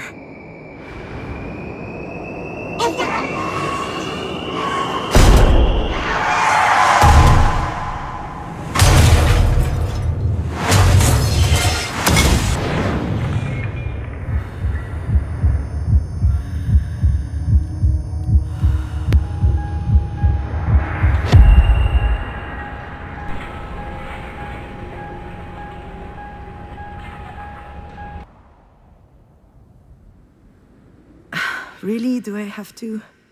Do I need to recall this particular exhibit of Marie's? It's a nice memory for her, obviously, but for me it's pretty bitter, even though I can't explain why exactly. A lot of memories came back to me that night. I would stand in the middle of the gallery with my eyes closed, and they'd crop up as if they were connected in some way. Come to think of it, there may be something to unearth in my own personal exhibit. We'll see. Let me show you around.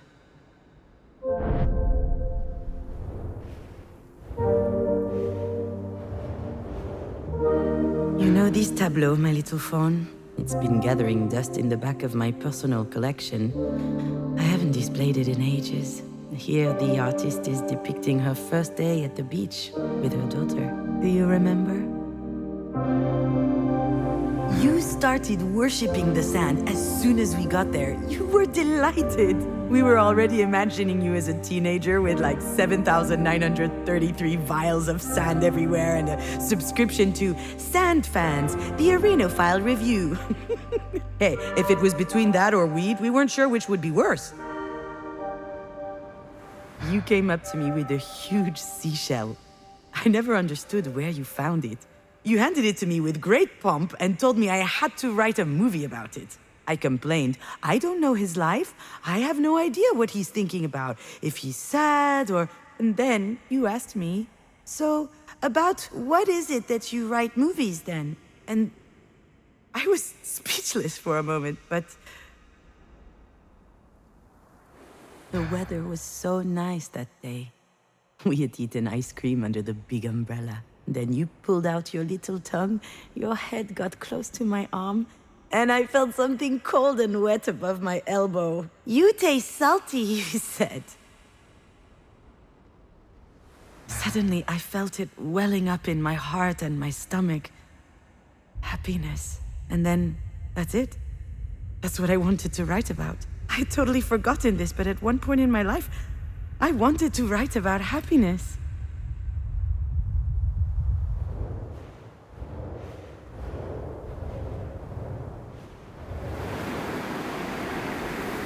Since the dawn of time, people have needed rituals to mark the big life events. Here, the artist is depicting her final farewell to her daughter.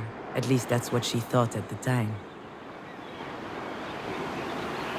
Neither Alex nor I could picture you in a tiny coffin. We really preferred that you remained with us, like fine sand in a pretty vase. But in the end, even that was too heavy. I kept thinking about it. One day, on a whim, I made the call. I didn't tell your father. I didn't feel like explaining. I just called Diane, and I told her to meet me over there, by the sea. And she didn't ask any questions, nothing. She just said, I'll be there.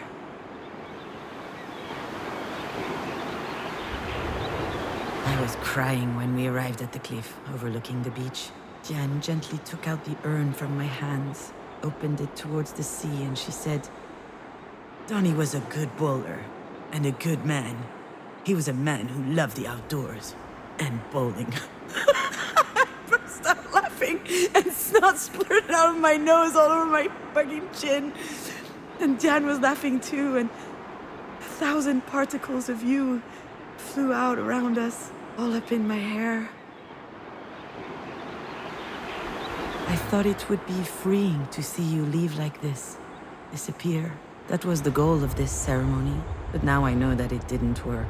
It didn't make me feel free, rather it made me feel the emptiness.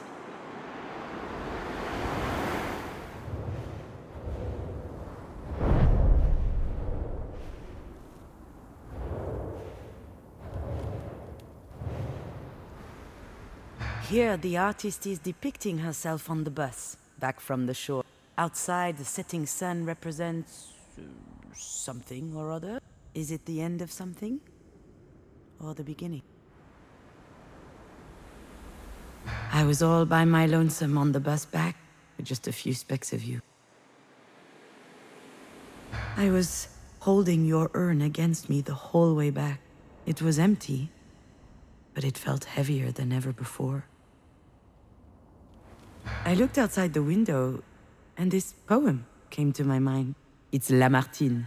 I had to learn it by heart in high school. Setting or just rising in a sky clear or gray, what good is the sun? I disregard the day. Were I to track the whole long course of his travel, my eyes would just witness all the void and gravel. I desire nothing that he could ever disperse. I don't demand a thing from the great universe. That's what I felt when I came back from the cliff. The poem, the empty bus, the urn on my knees. A void. Back then, I thought it was a good thing. I said to myself, maybe I can start writing now that this is done. And then, nothing.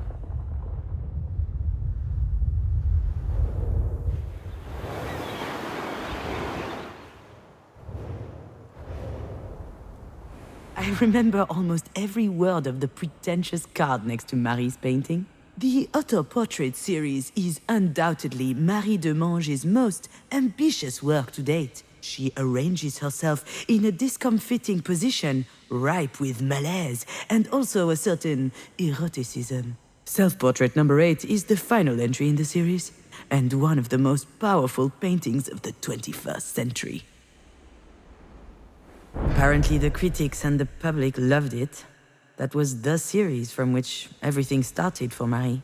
I must say that there was something vibrant in these paintings. A sweet and vulnerable mystery in her eyes. It made me sick. I never could bring it up with Marie. But I'm sure that these paintings were actually inspired by the accident. The ground she's lying on. I can almost guarantee you it's pavement. And her discombobulated body as if her bones were broken. No one knows that except me. I believe she painted you instead of her. Why on earth would she make such a twisted thing, do you think? I couldn't believe how many paintings Marie had done since you died. Meanwhile, I couldn't write for my life. It made no sense anymore. When I left Alex, I did get started on something, as if separating from him had inspired me. But after a few months, Nothing I had written was worth reading. Those paintings made me so angry. I kept thinking this. Marie is feeding off of my bereavement. Through her art, she managed to turn what happened into something else. Something beautiful. I, on the other hand, had nowhere left to go in that moment. I couldn't do it anymore. My bag of happiness was ripped to shreds.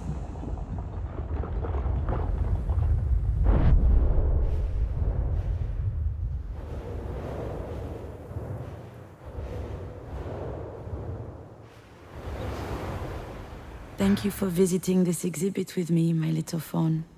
What did you learn? When I see all of this again, I wonder what made me think that making you disappear would take the pain away. Attempting to erase every bit of you meant locking me out of this incredible little room inside my heart. The place that gave me life.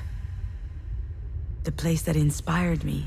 Now I know that I need to keep that space for you within myself, so that I can write and I can live. You're still with me.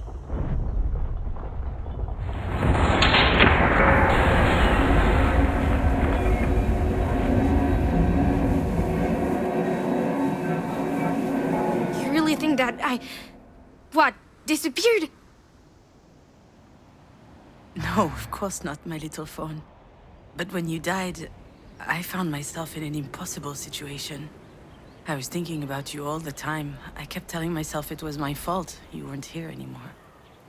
It's awful to love someone that much, you know? On the contrary, I think it's beautiful. Sure, it's beautiful and awful. So I looked for a solution. How? I did what I always do. I watched movies. Like what? Manchester by the Sea. One of the most depressing movies ever shot. Oh no. But it does star the hottest hottie Michelle Williams. Then I watched The Broken Circle Breakdown and Declaration of War and all kinds of other miserable stuff. My only requirement was kids dying, parents crying. Also, I spent hours looking at a blog of badly taxidermied pets. I remember one dachshund in particular with these bulging eyes and a big crooked mouth. It was both the saddest and the funniest thing I'd ever seen. But why were you doing all this? I think I just wanted to feel sad for someone else. I was hoping I'd feel less alone, like it would water down my grief. Did it work? Of course not. Why should it? That wasn't the right way to handle things. Now I know how lucky I am to be able to think about you every day, even though it's hard sometimes.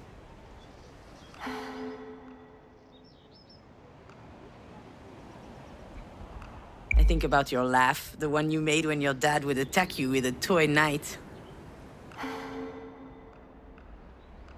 I think about your little doodles. You came back from kindergarten every day with fistfuls of them. We filled up all the walls with them. So we ended up having to sneak some into the garbage. I knew it! But I promise I always looked carefully at them before.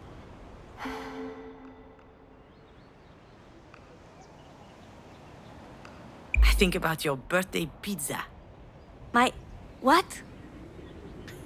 For your 4th birthday, you didn't want a cake and asked for a 4-cheese pizza. Your father was so proud. I think about all of it, little dear. And it's a reminder that you are here with me. I carry that with me into every decision I have to make. And I won't let it go for the world. I'm better now, you know? It still hurts like hell. But I get it. I can survive this. On a good day, I can even convince myself that it could be worse.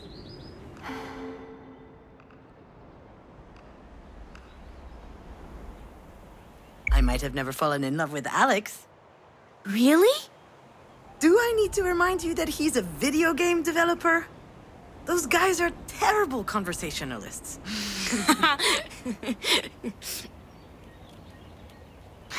You've taught me all of this. You helped me open doors inside myself. That's what allowed me to grow. Of course, I'll go on without you. I have to. But it's really, really sad. What does Astrid Hofferson say? When that slob, Harold, starts crying because he sucks and he messed up everything, what does she say? Nothing. She asks a bunch of questions. Why? So he realizes that what he considers a weakness is actually his greatest strength. Does it work? Yeah. That kind of stuff always works in movies. What about now? Now what? Is it working? I understand why you're sad, Mom. But you can't be sad forever. It doesn't help you, and it doesn't help me. Life's short enough as it is. Why waste any more time? I need to be sad. You can be so egotistical sometimes. Excuse me? Where do I fit into all this? But I was just... So what? I'm going to be a bad memory for the rest of your life? A distressing thought inside your head? Do you even realize what that means? I'm scared. Oh, what are you scared of, my little phone? I'm scared that I'll disappear. But you're already dead. That's not the point. I'm talking about disappearing from here. This is the only place where I still exist. Just here. But I don't want to be this rusty nail that's killing you by degrees. You do realize that's not me at all? You do know that if you keep at this, I'm not going to exist anywhere. Anymore. You don't have to do this to me, Mom. You don't have to do this to yourself. How much longer do I have to make you miserable?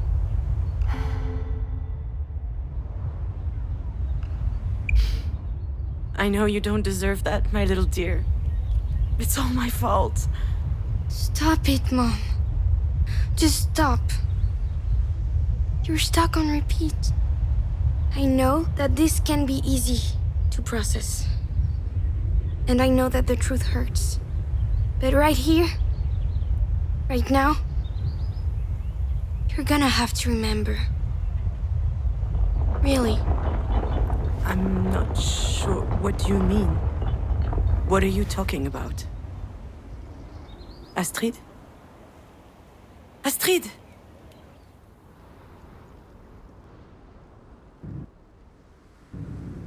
She's right. Of course she's right. I need to remember now. It's time. I think I'm ready. That's it. I remember now. Not everything, but... You could at least crack a window. All that rain brought a cool front. It had just rained. The road was wet and slippery. Shit, I can't drive with these heels on. I didn't sleep all night. I can't focus. Also... I was exhausted. Stressed out. In no condition to drive. I was nervous about meeting with my producer. Mom, watch for the deer! I don't know why I didn't see the deer earlier. My mind must have been elsewhere. When I heard your warning, my first thought was to avoid hitting it. They were your favorite animal. So I swerved and we ran off the road. And then...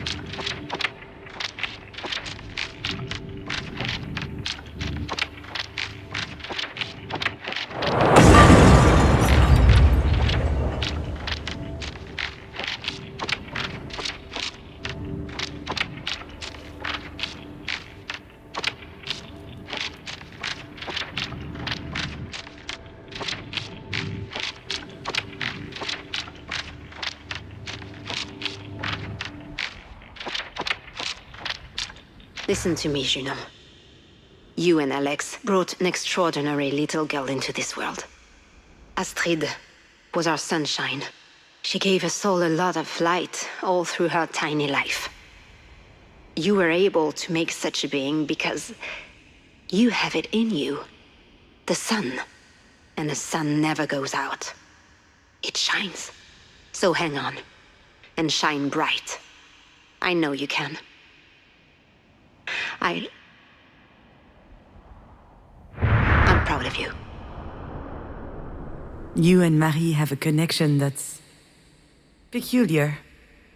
You used to spend hours in her shop watching her paint. She loved that you were so curious. She smiled at you, explained stuff to you. She asked for your opinion about her work. Can you imagine? When I was 4 years old, I wasn't even allowed in her damn workshop. But you had something inside of you that completely changed her. Actually, I think this is what saved me that day. The idea that even Marie could be touched by a ray of sunlight. There had to be one out there for me too.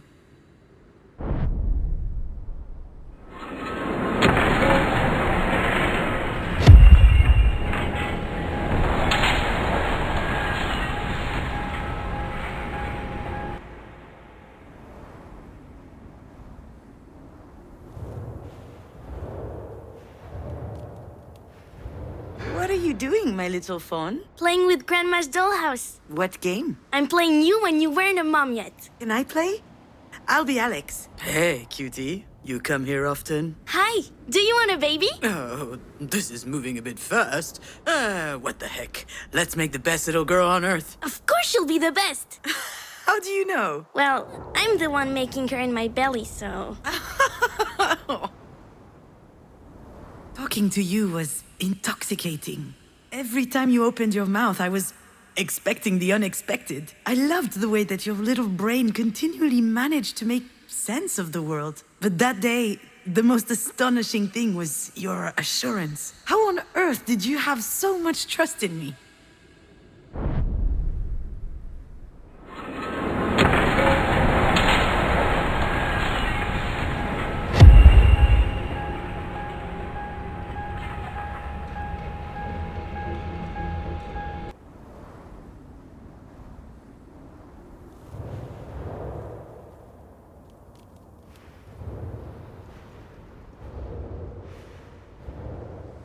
Damn, June, I can't believe it! I'm going to be a dad! We're going to be parents! When I got your picture, I yelled so loud, I think 3 guys here had a stroke. I'm just unable to focus on work. I'm so happy. It feels so... I feel like it's going to change my life. I mean... No, I mean, it's going to change me. Like, I'll never be the same again. I can't wait. And you, what do you think? I think you should take the afternoon off and come home. Oh, okay. But why? Is there an emergency? Do you need me? I don't need you. But I am wondering what it's like to have sex with a dad. Wow, what a weird thing to say. I'm on my way. He was right, you know. Your dad. When you arrived, he changed to his core. Before you were born, he was always a bit lost, a bit wandering through his own life. But from the day you showed up, it was as if everything had become clear for him, as if he finally understood what he was doing here.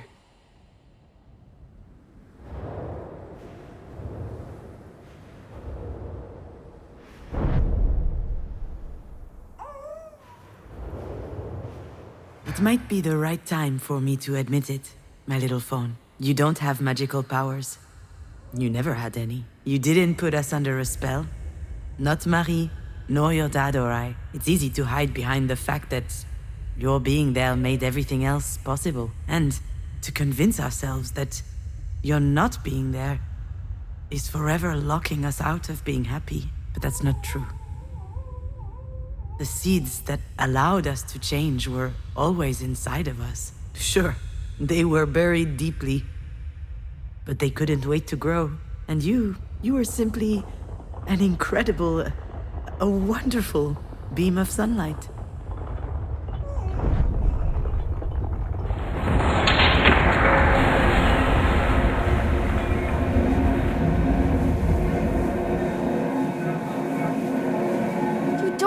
do this to me, Mom. You don't have to do this to yourself. How much longer do I have to make you miserable? My little fawn, I can't do this to you. I don't know if I'll ever be able to forgive myself for what happened, but you've brought too much light in my life for me to reduce you to that. What is that?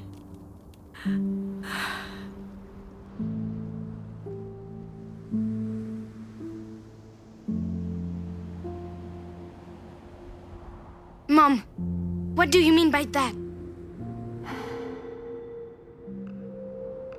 You know what I mean. I do, but I'm not sure you do. So I'm going to need you to say it. What is that?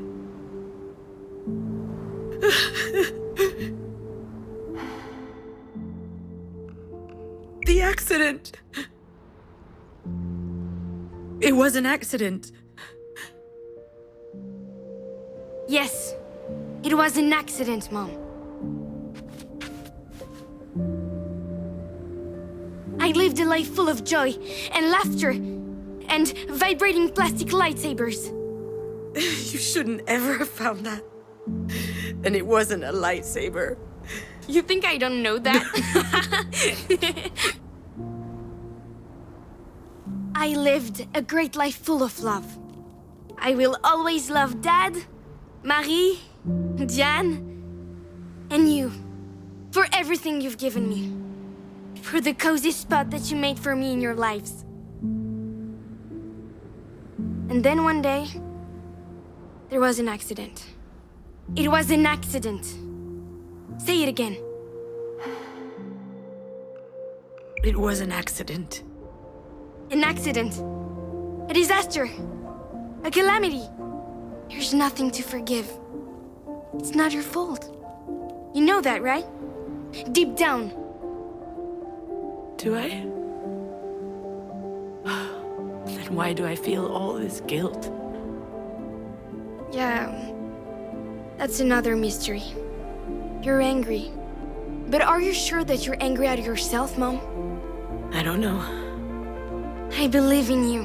You'll figure it out. And when you do, you'll make the right decision. I think you're ready now. I'm ready. Thank you, little fawn. Thank you for your help. You can leave now. I've got this. I know.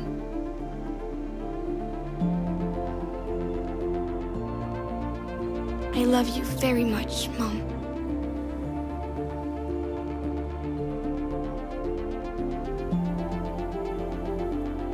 Me too, Astrid.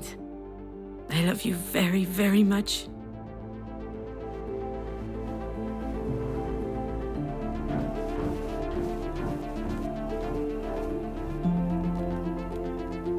I know you'll always be with me.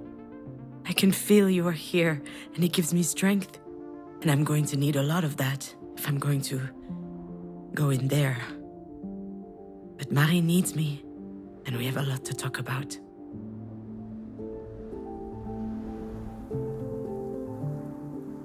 I guess I should have asked the doctor to give me a little something before I went into this room.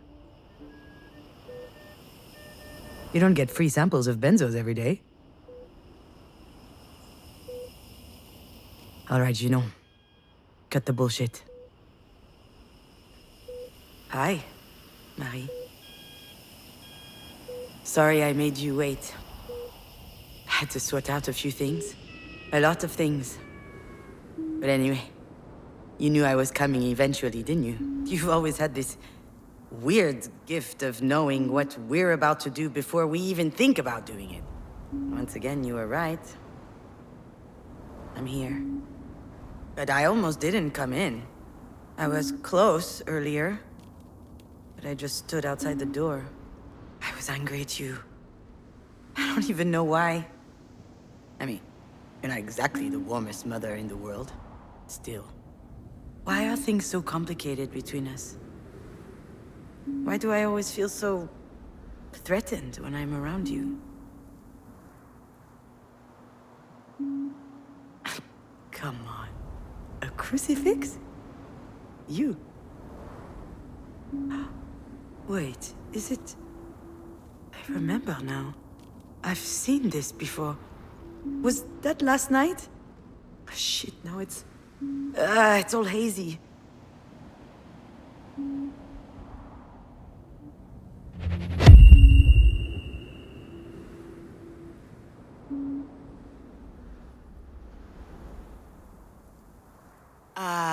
Hold on. What's that around your neck? Is that a cross? This? It's a childhood keepsake. I found it in my stuff a while back. What? Were you a choir girl or something? It's a bit more complicated than that. I'm listening. Please, you never told me anything about your youth. Ugh. What the heck? After all, why not? That might do me good. And I owe you that. What's that supposed to mean? Nothing. Just shut your mouth, pour me a glass of wine, and listen.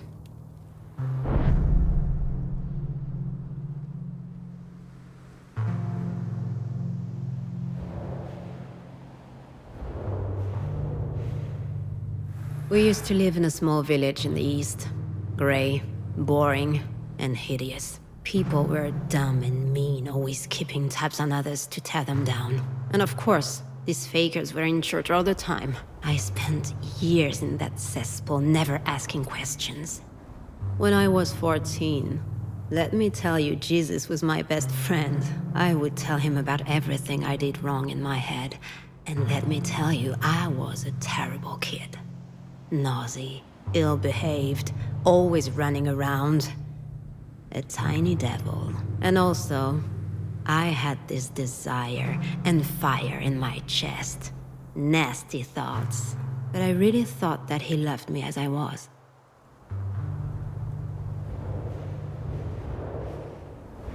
Back then, I had 3 sources of comfort. Jesus, books, and drawing. So I spent an insane amount of time sketching in the neighborhood churches. It was a disease. Everything I laid eyes on had to end up on a sheet of paper. At least then, people left me alone.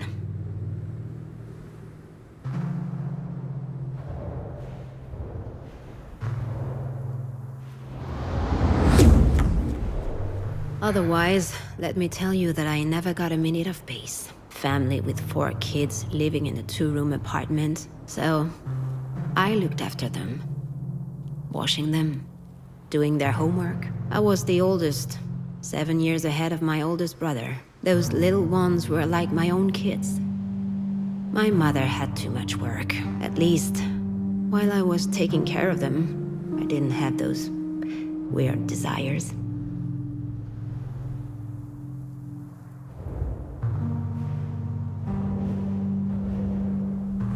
My dad always had a steak on his plate when he got home. Every night. My mother used to say that he deserved it, working his ass off at the mill for us. But one night, I was still awake when he came home. He was completely shit-faced. He was living in a fallen world.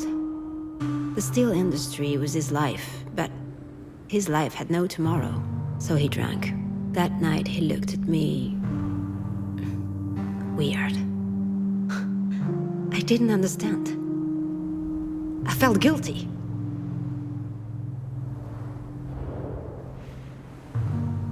We were 2 peas in a pod, my aunt and I. She was the whore in the family. She didn't want to settle, she didn't want kids. She had escaped to live the crazy life in Paris. Freedom. The exact opposite of my mother.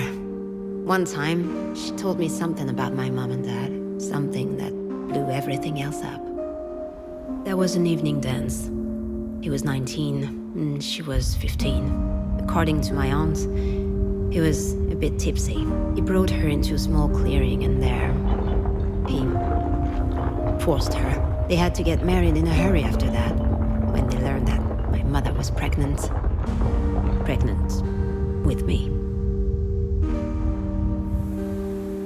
My mother always worked her butt off. She would work one factory job after the other. then clean up rich folks' homes. I used to think she was the bravest person in the world. And the strongest. Of course, she had her own temper. She would get into these screaming matches sometimes.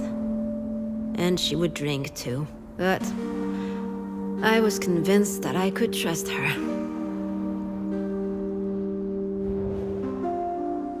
One night, I went out with some girlfriends and boyfriends. We only went to the movies, but she lectured me. "You're bringing shame on this family," she said. "People at church are talking. Something bad's gonna happen to you if you keep tempting men." I answered that if it ever happened to me, I, for one, wouldn't marry my abuser. She hit me. For the first time. She hit me again later. I was getting slapped around because she hated her life. I was blaming her for not fighting back. I wasn't going to let her treat me like this.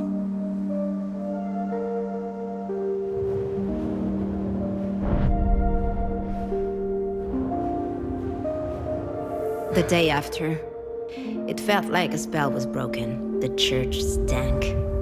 The sculptures were ugly. And the male-dominated Jesus stuff made me sick. "You don't love me," I whispered to him. Bastard. At that very moment, and that, let me tell you, that's something I'll never forget. The Christ started to bleed.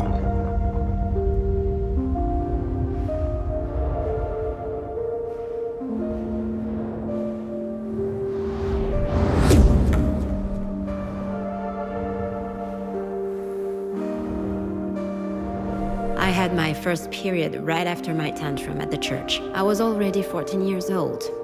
Pretty late. But then, my body started to develop.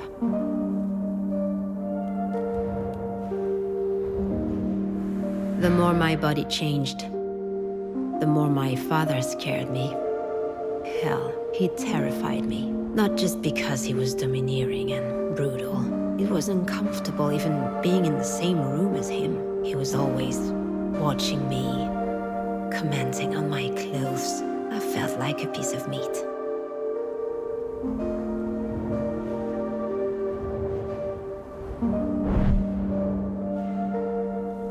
The last time she raised her hand to me, she hit me so hard. My nose started bleeding. We were having another fight about one of my outings. By that time, I was going out for real. Just to spite her. You know me. She called me a harlot. So, I bit back. At least I'm not gonna stick with the first guy who knocks me up. I didn't have time to finish saying it. Whack! She slapped the shit out of me, and she spit out.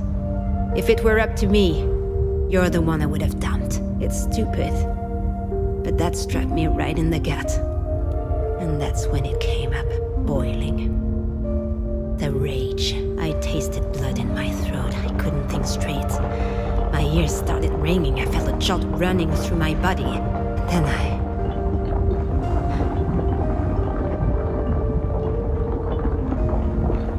Then it was over. I couldn't walk it back. This cross is the only thing I have left from her, you know? I took it when I left home that very night. I stole it from her. I don't know why I took it. I used to do that a lot back then. Steal stuff. But I'm happy I did it. It gives me a chance to think about her, to remember, never to be like her.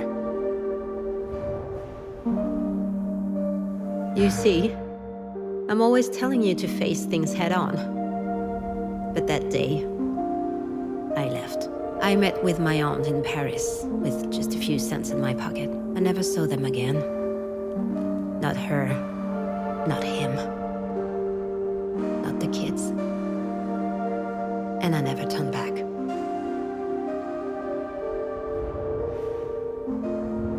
You hear, Miss Kivas? Shit, don't tell me you fell asleep. Ugh, what a disaster. You really can't handle your booze. Don't worry, daughter. I will still be there tomorrow, and the next day too.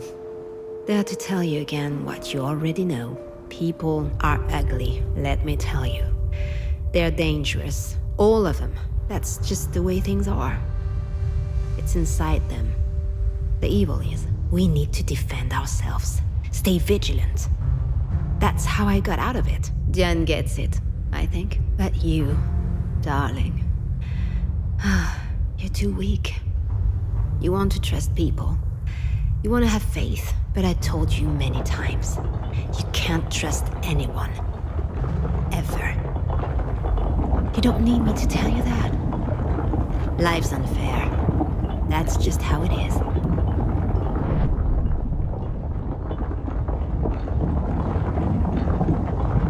So this is what your life was like. That explains so many things. Now I understand why you can't trust anyone. Why you don't let anyone love you. Anytime I think about how it must have been for you, it's increasingly obvious.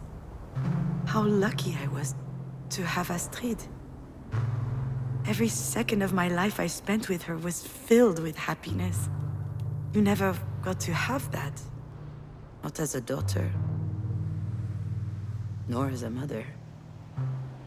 But how could I forget what you told me last night?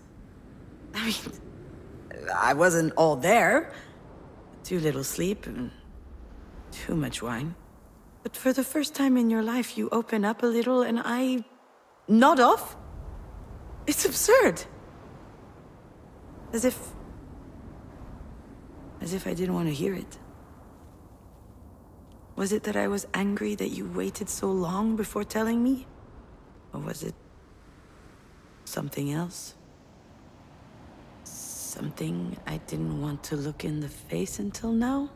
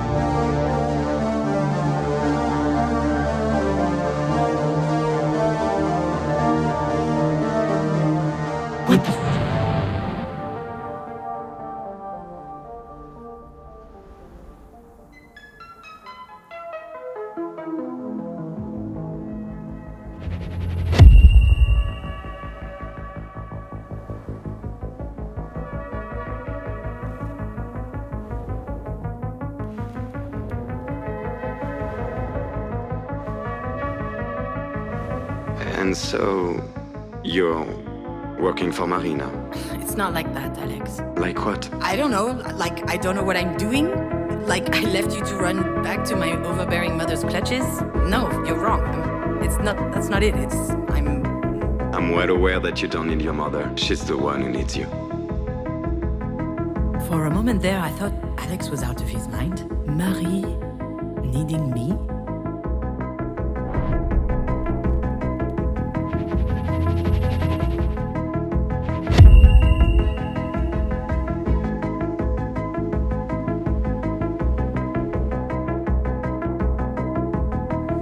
I can't believe how much Astrid loved that house. Why are you surprised? It's awesome. Really? Well, yeah. Have you looked at it up close? There's all these little intricate details. You can open the doors, move the furniture, turn on the lights. Marie must have spent a lot of time on it. I don't know. I think it's an awesome present. When Alex said that, I was reminded about my mobile. Just like the house, it was magnificent, intricate, exquisite. I believe that's why I kept it in my room for so long, hanging above my bed. These two presents were the two singular proofs that Marie cared for us. That was her way of saying she loves us.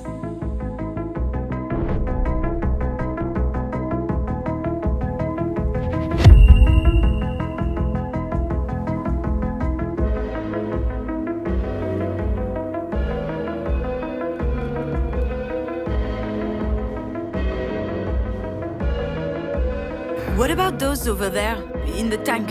Are they still alive? Of course. The true connoisseur prefer to cook their lobsters at the last minute. And I'll take them. absolutely, miss. Do you want one or two? I want them all. I mean, there's about 2 dozen in there. Did you win the lottery or something? I'll need one of your coolers too for the road. I drove to the ocean, opened the box, and threw them back in the sea.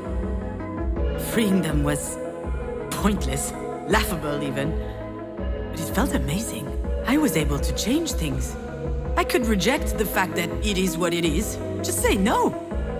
What's the point in being alive if everything's already been decided for us?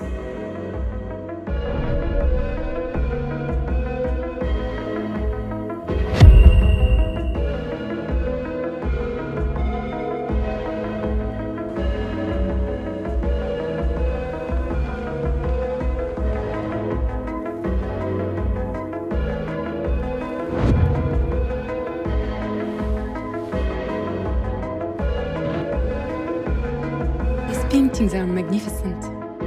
But how do you do it? Oh, well, that's hard to put into words. Usually I have a theme in my head, a topic I'm obsessed with, and all of a sudden, everything becomes clear. The shapes, the colors, they fight their way through my brain. Kinda like visions. And then I simply must paint. I can't control it. In fact, if I didn't paint in that moment, I could flip, do crazy things. While Diane and I were dancing, I could hear Marie doing her spiel for Sasha. I'd heard it 100 times.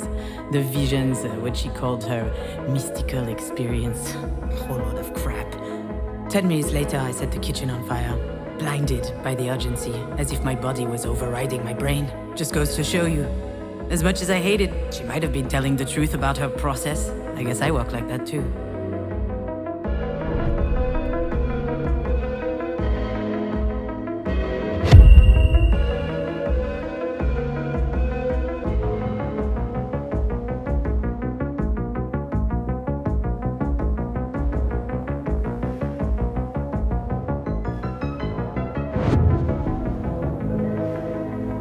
Where did the bird go? Oh, it's gone. It is? Yes.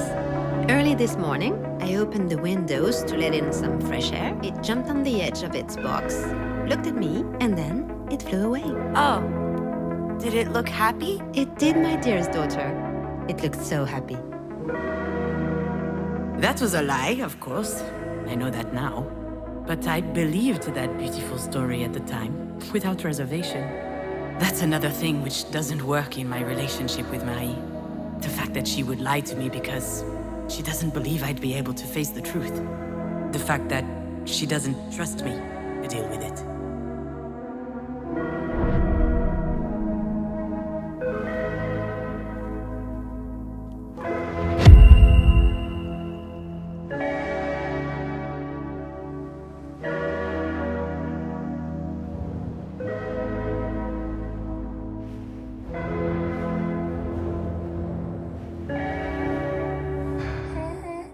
Thank you for the mobile.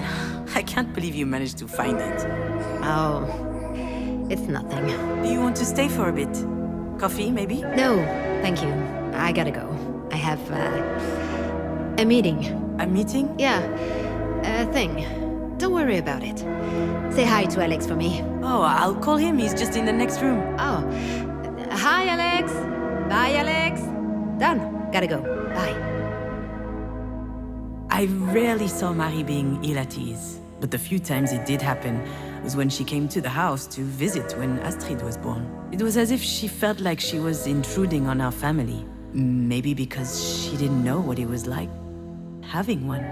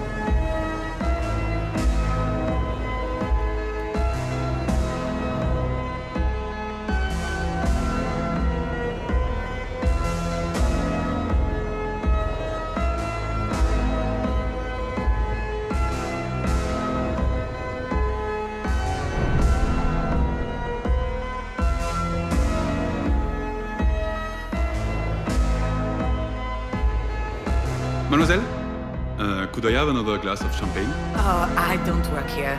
I'm Marie Demange's assistant, also her daughter. Her daughter. Remarkable. But you don't look anything like her. Do you paint as well? No, I don't. I'm more of a... Of course you don't. Why would you, with such a talented mother around? I've never felt like I'm competing with Marie. My love for the movies, my penchant for writing, I did it all for myself, without thinking about her. But perhaps she was actually feeling threatened, as if the creative process was uniquely hers, her exclusive domain.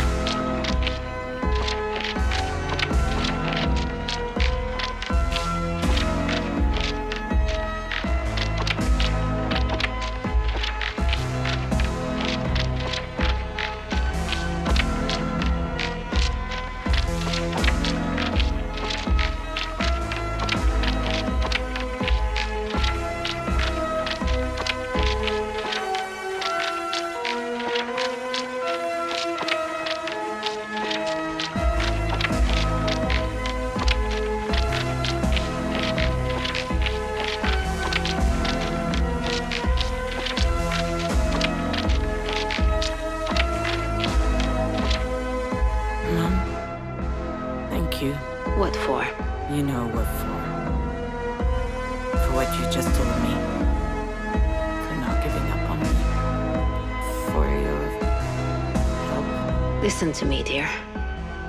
One thing is for sure on this wretched earth. A single thing. It's that you don't need to thank me. For anything. I'll see you Monday at the studio. I found that really weird at the time.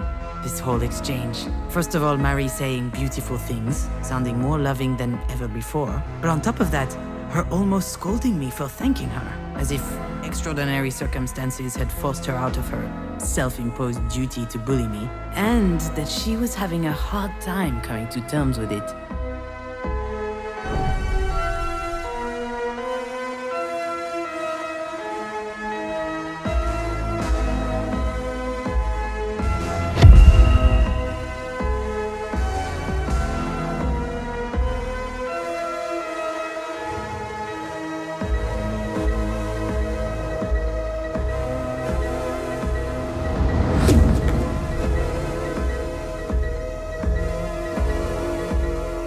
This isn't news to you. It's unfair, but that's how it is. You didn't choose to be my daughter. I didn't choose to be my mother's daughter. I could blame it on God, but that would be giving him too much credit. I don't know who's to blame, really. I do know that it's unavoidable, though. And Astrid, she didn't choose us either. She wasn't supposed to be part of this family. At first, I thought that she could be the one to break the cycle, but in the end, the curse got her too, and it hit again. Harder. My shitty curse.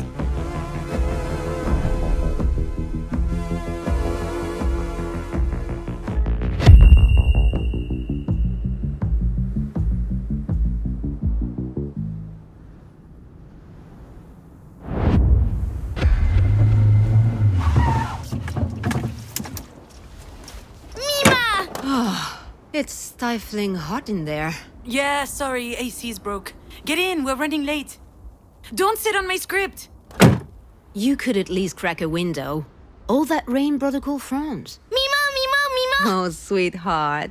How are you doing? You look great today. I'm a princess! The computer princess! That is so special. Can we get going? All right. We have time. I don't. I need to drop off Astrid at Mina's and then I have a meeting at the production office to show my... Just start the car. That will teach me to ask you for a special favor. Yeah, this is the third special favor this week, Marie. Just go.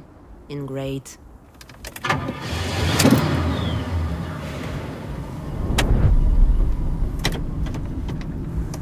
Shit, I can't drive with these heels on. Why are you even wearing these things?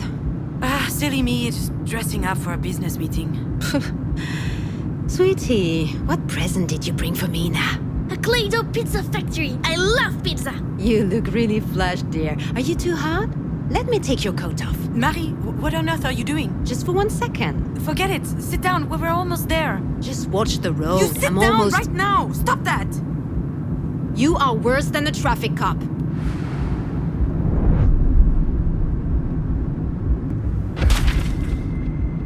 Shit, watch it. My script. You're still writing for this garbage? Damn, Scavis.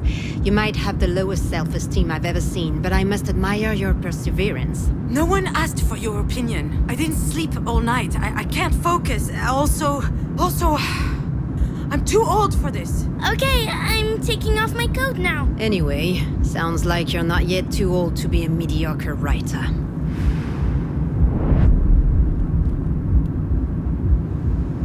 Marie, please. This is too much praise. I have to prod you some way or another.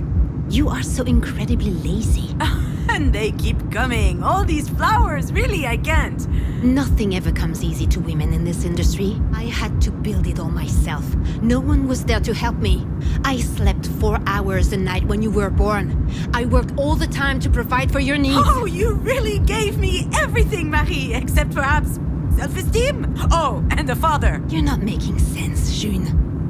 You and your sister would be nothing without me, and you know it. You're both churlish and fearful. I gave you everything, and you're just squandering it all to write soap operas.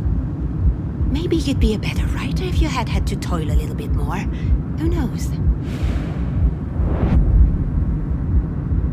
Mom, I need help with the thingy. What's that, my little phone? Sure, just change the subject. I am not changing the subject. We weren't talking. What am I supposed to say when you get mad like this? I get mad because I believe in you. Stop yelling! We're not yelling, sweetheart.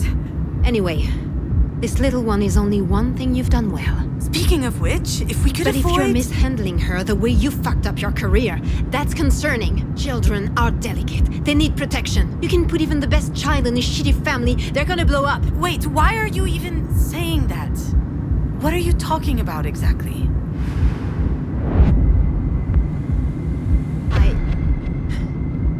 I made some mistakes with you two, it's true. We turned out okay in the end, didn't we? Whatever you think. You don't get it. There's something hanging above our heads. All of our heads. Something that's about to fall on our heads if we're not careful. It's been there forever. Passed from one woman onto the next in our family. Like a disease. Are you sick, Mimo? No, sweetie, she's not sick. This is grown-up talk. You're right, June. Love. Love of self. It's true, I don't think I taught you that. But I think that's because no one taught me either. Or my mother. Oh, okay, and so you're... scared for Astrid?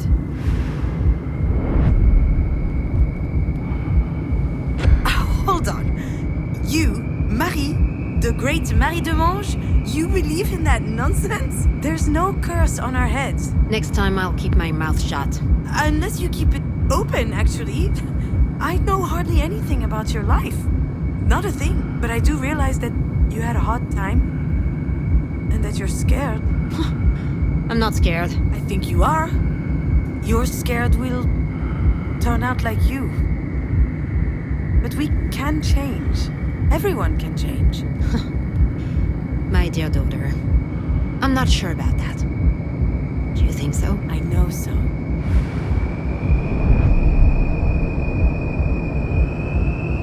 And that's all thanks to you. You taught us that in your own twisted, painful way, but still. I did what I could. And in the end, you did give us the means to change things. You've taught us how we could blow off the entire world and do whatever we wanted.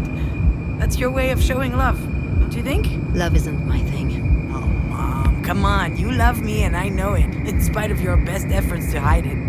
I can feel it, and I love you. And I love you too, Mimo. Oh, thank you, dearest. Makes me so happy to hear you say that. I like it better when you're nice. Why are you not in your seat? What are you doing standing up? Marie, why is Astrid completely unlatched? She was sweating. I just took off her sweater. No big Kid, I told you to keep her safety belt on. Are you kidding me? You know, you're so uptight sometimes. Unbelievable. I am not uptight. I would just like you to... Mom, watch for the deer!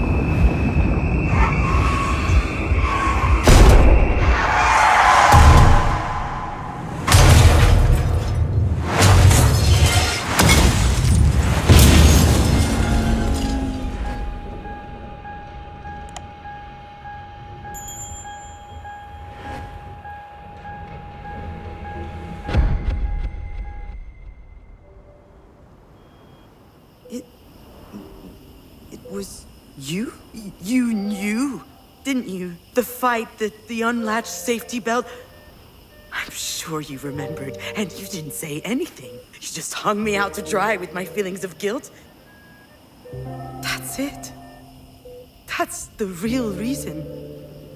That's why I was so mad at you. I'm sure that's also why you filled in this stupid paper with my name on it. You probably thought that if anything happened to you, it would be some kind of divine justice. I would have a choice of what to do with you. And now, I have to make the decision. So what am I supposed to do, Marie?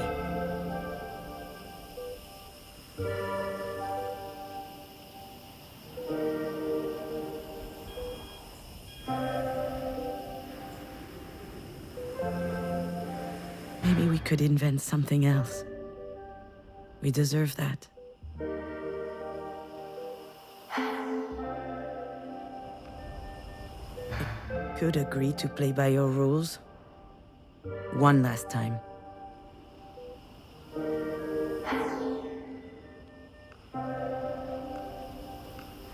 Why would I make my peace with you?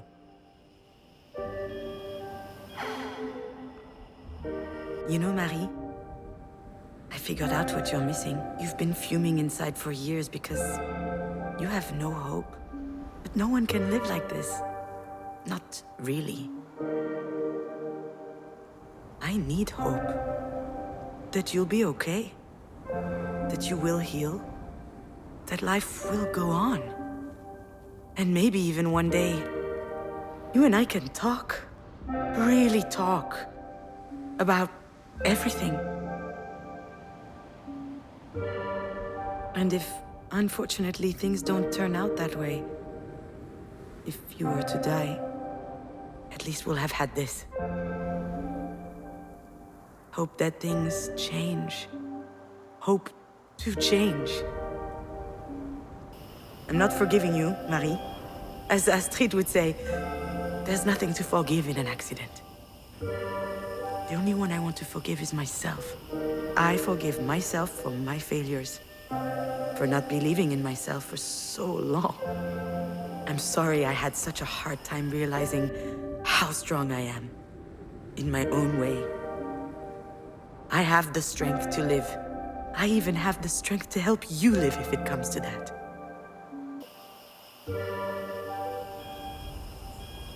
And with some help from the people who love us, you and I can heal.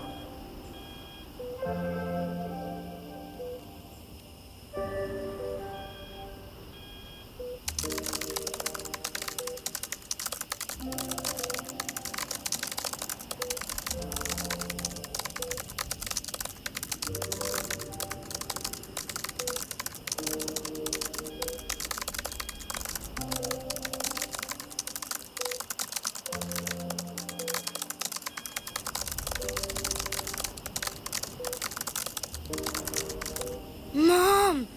You promised we'd go to the park. And we will. Just give me 5 more minutes, will you?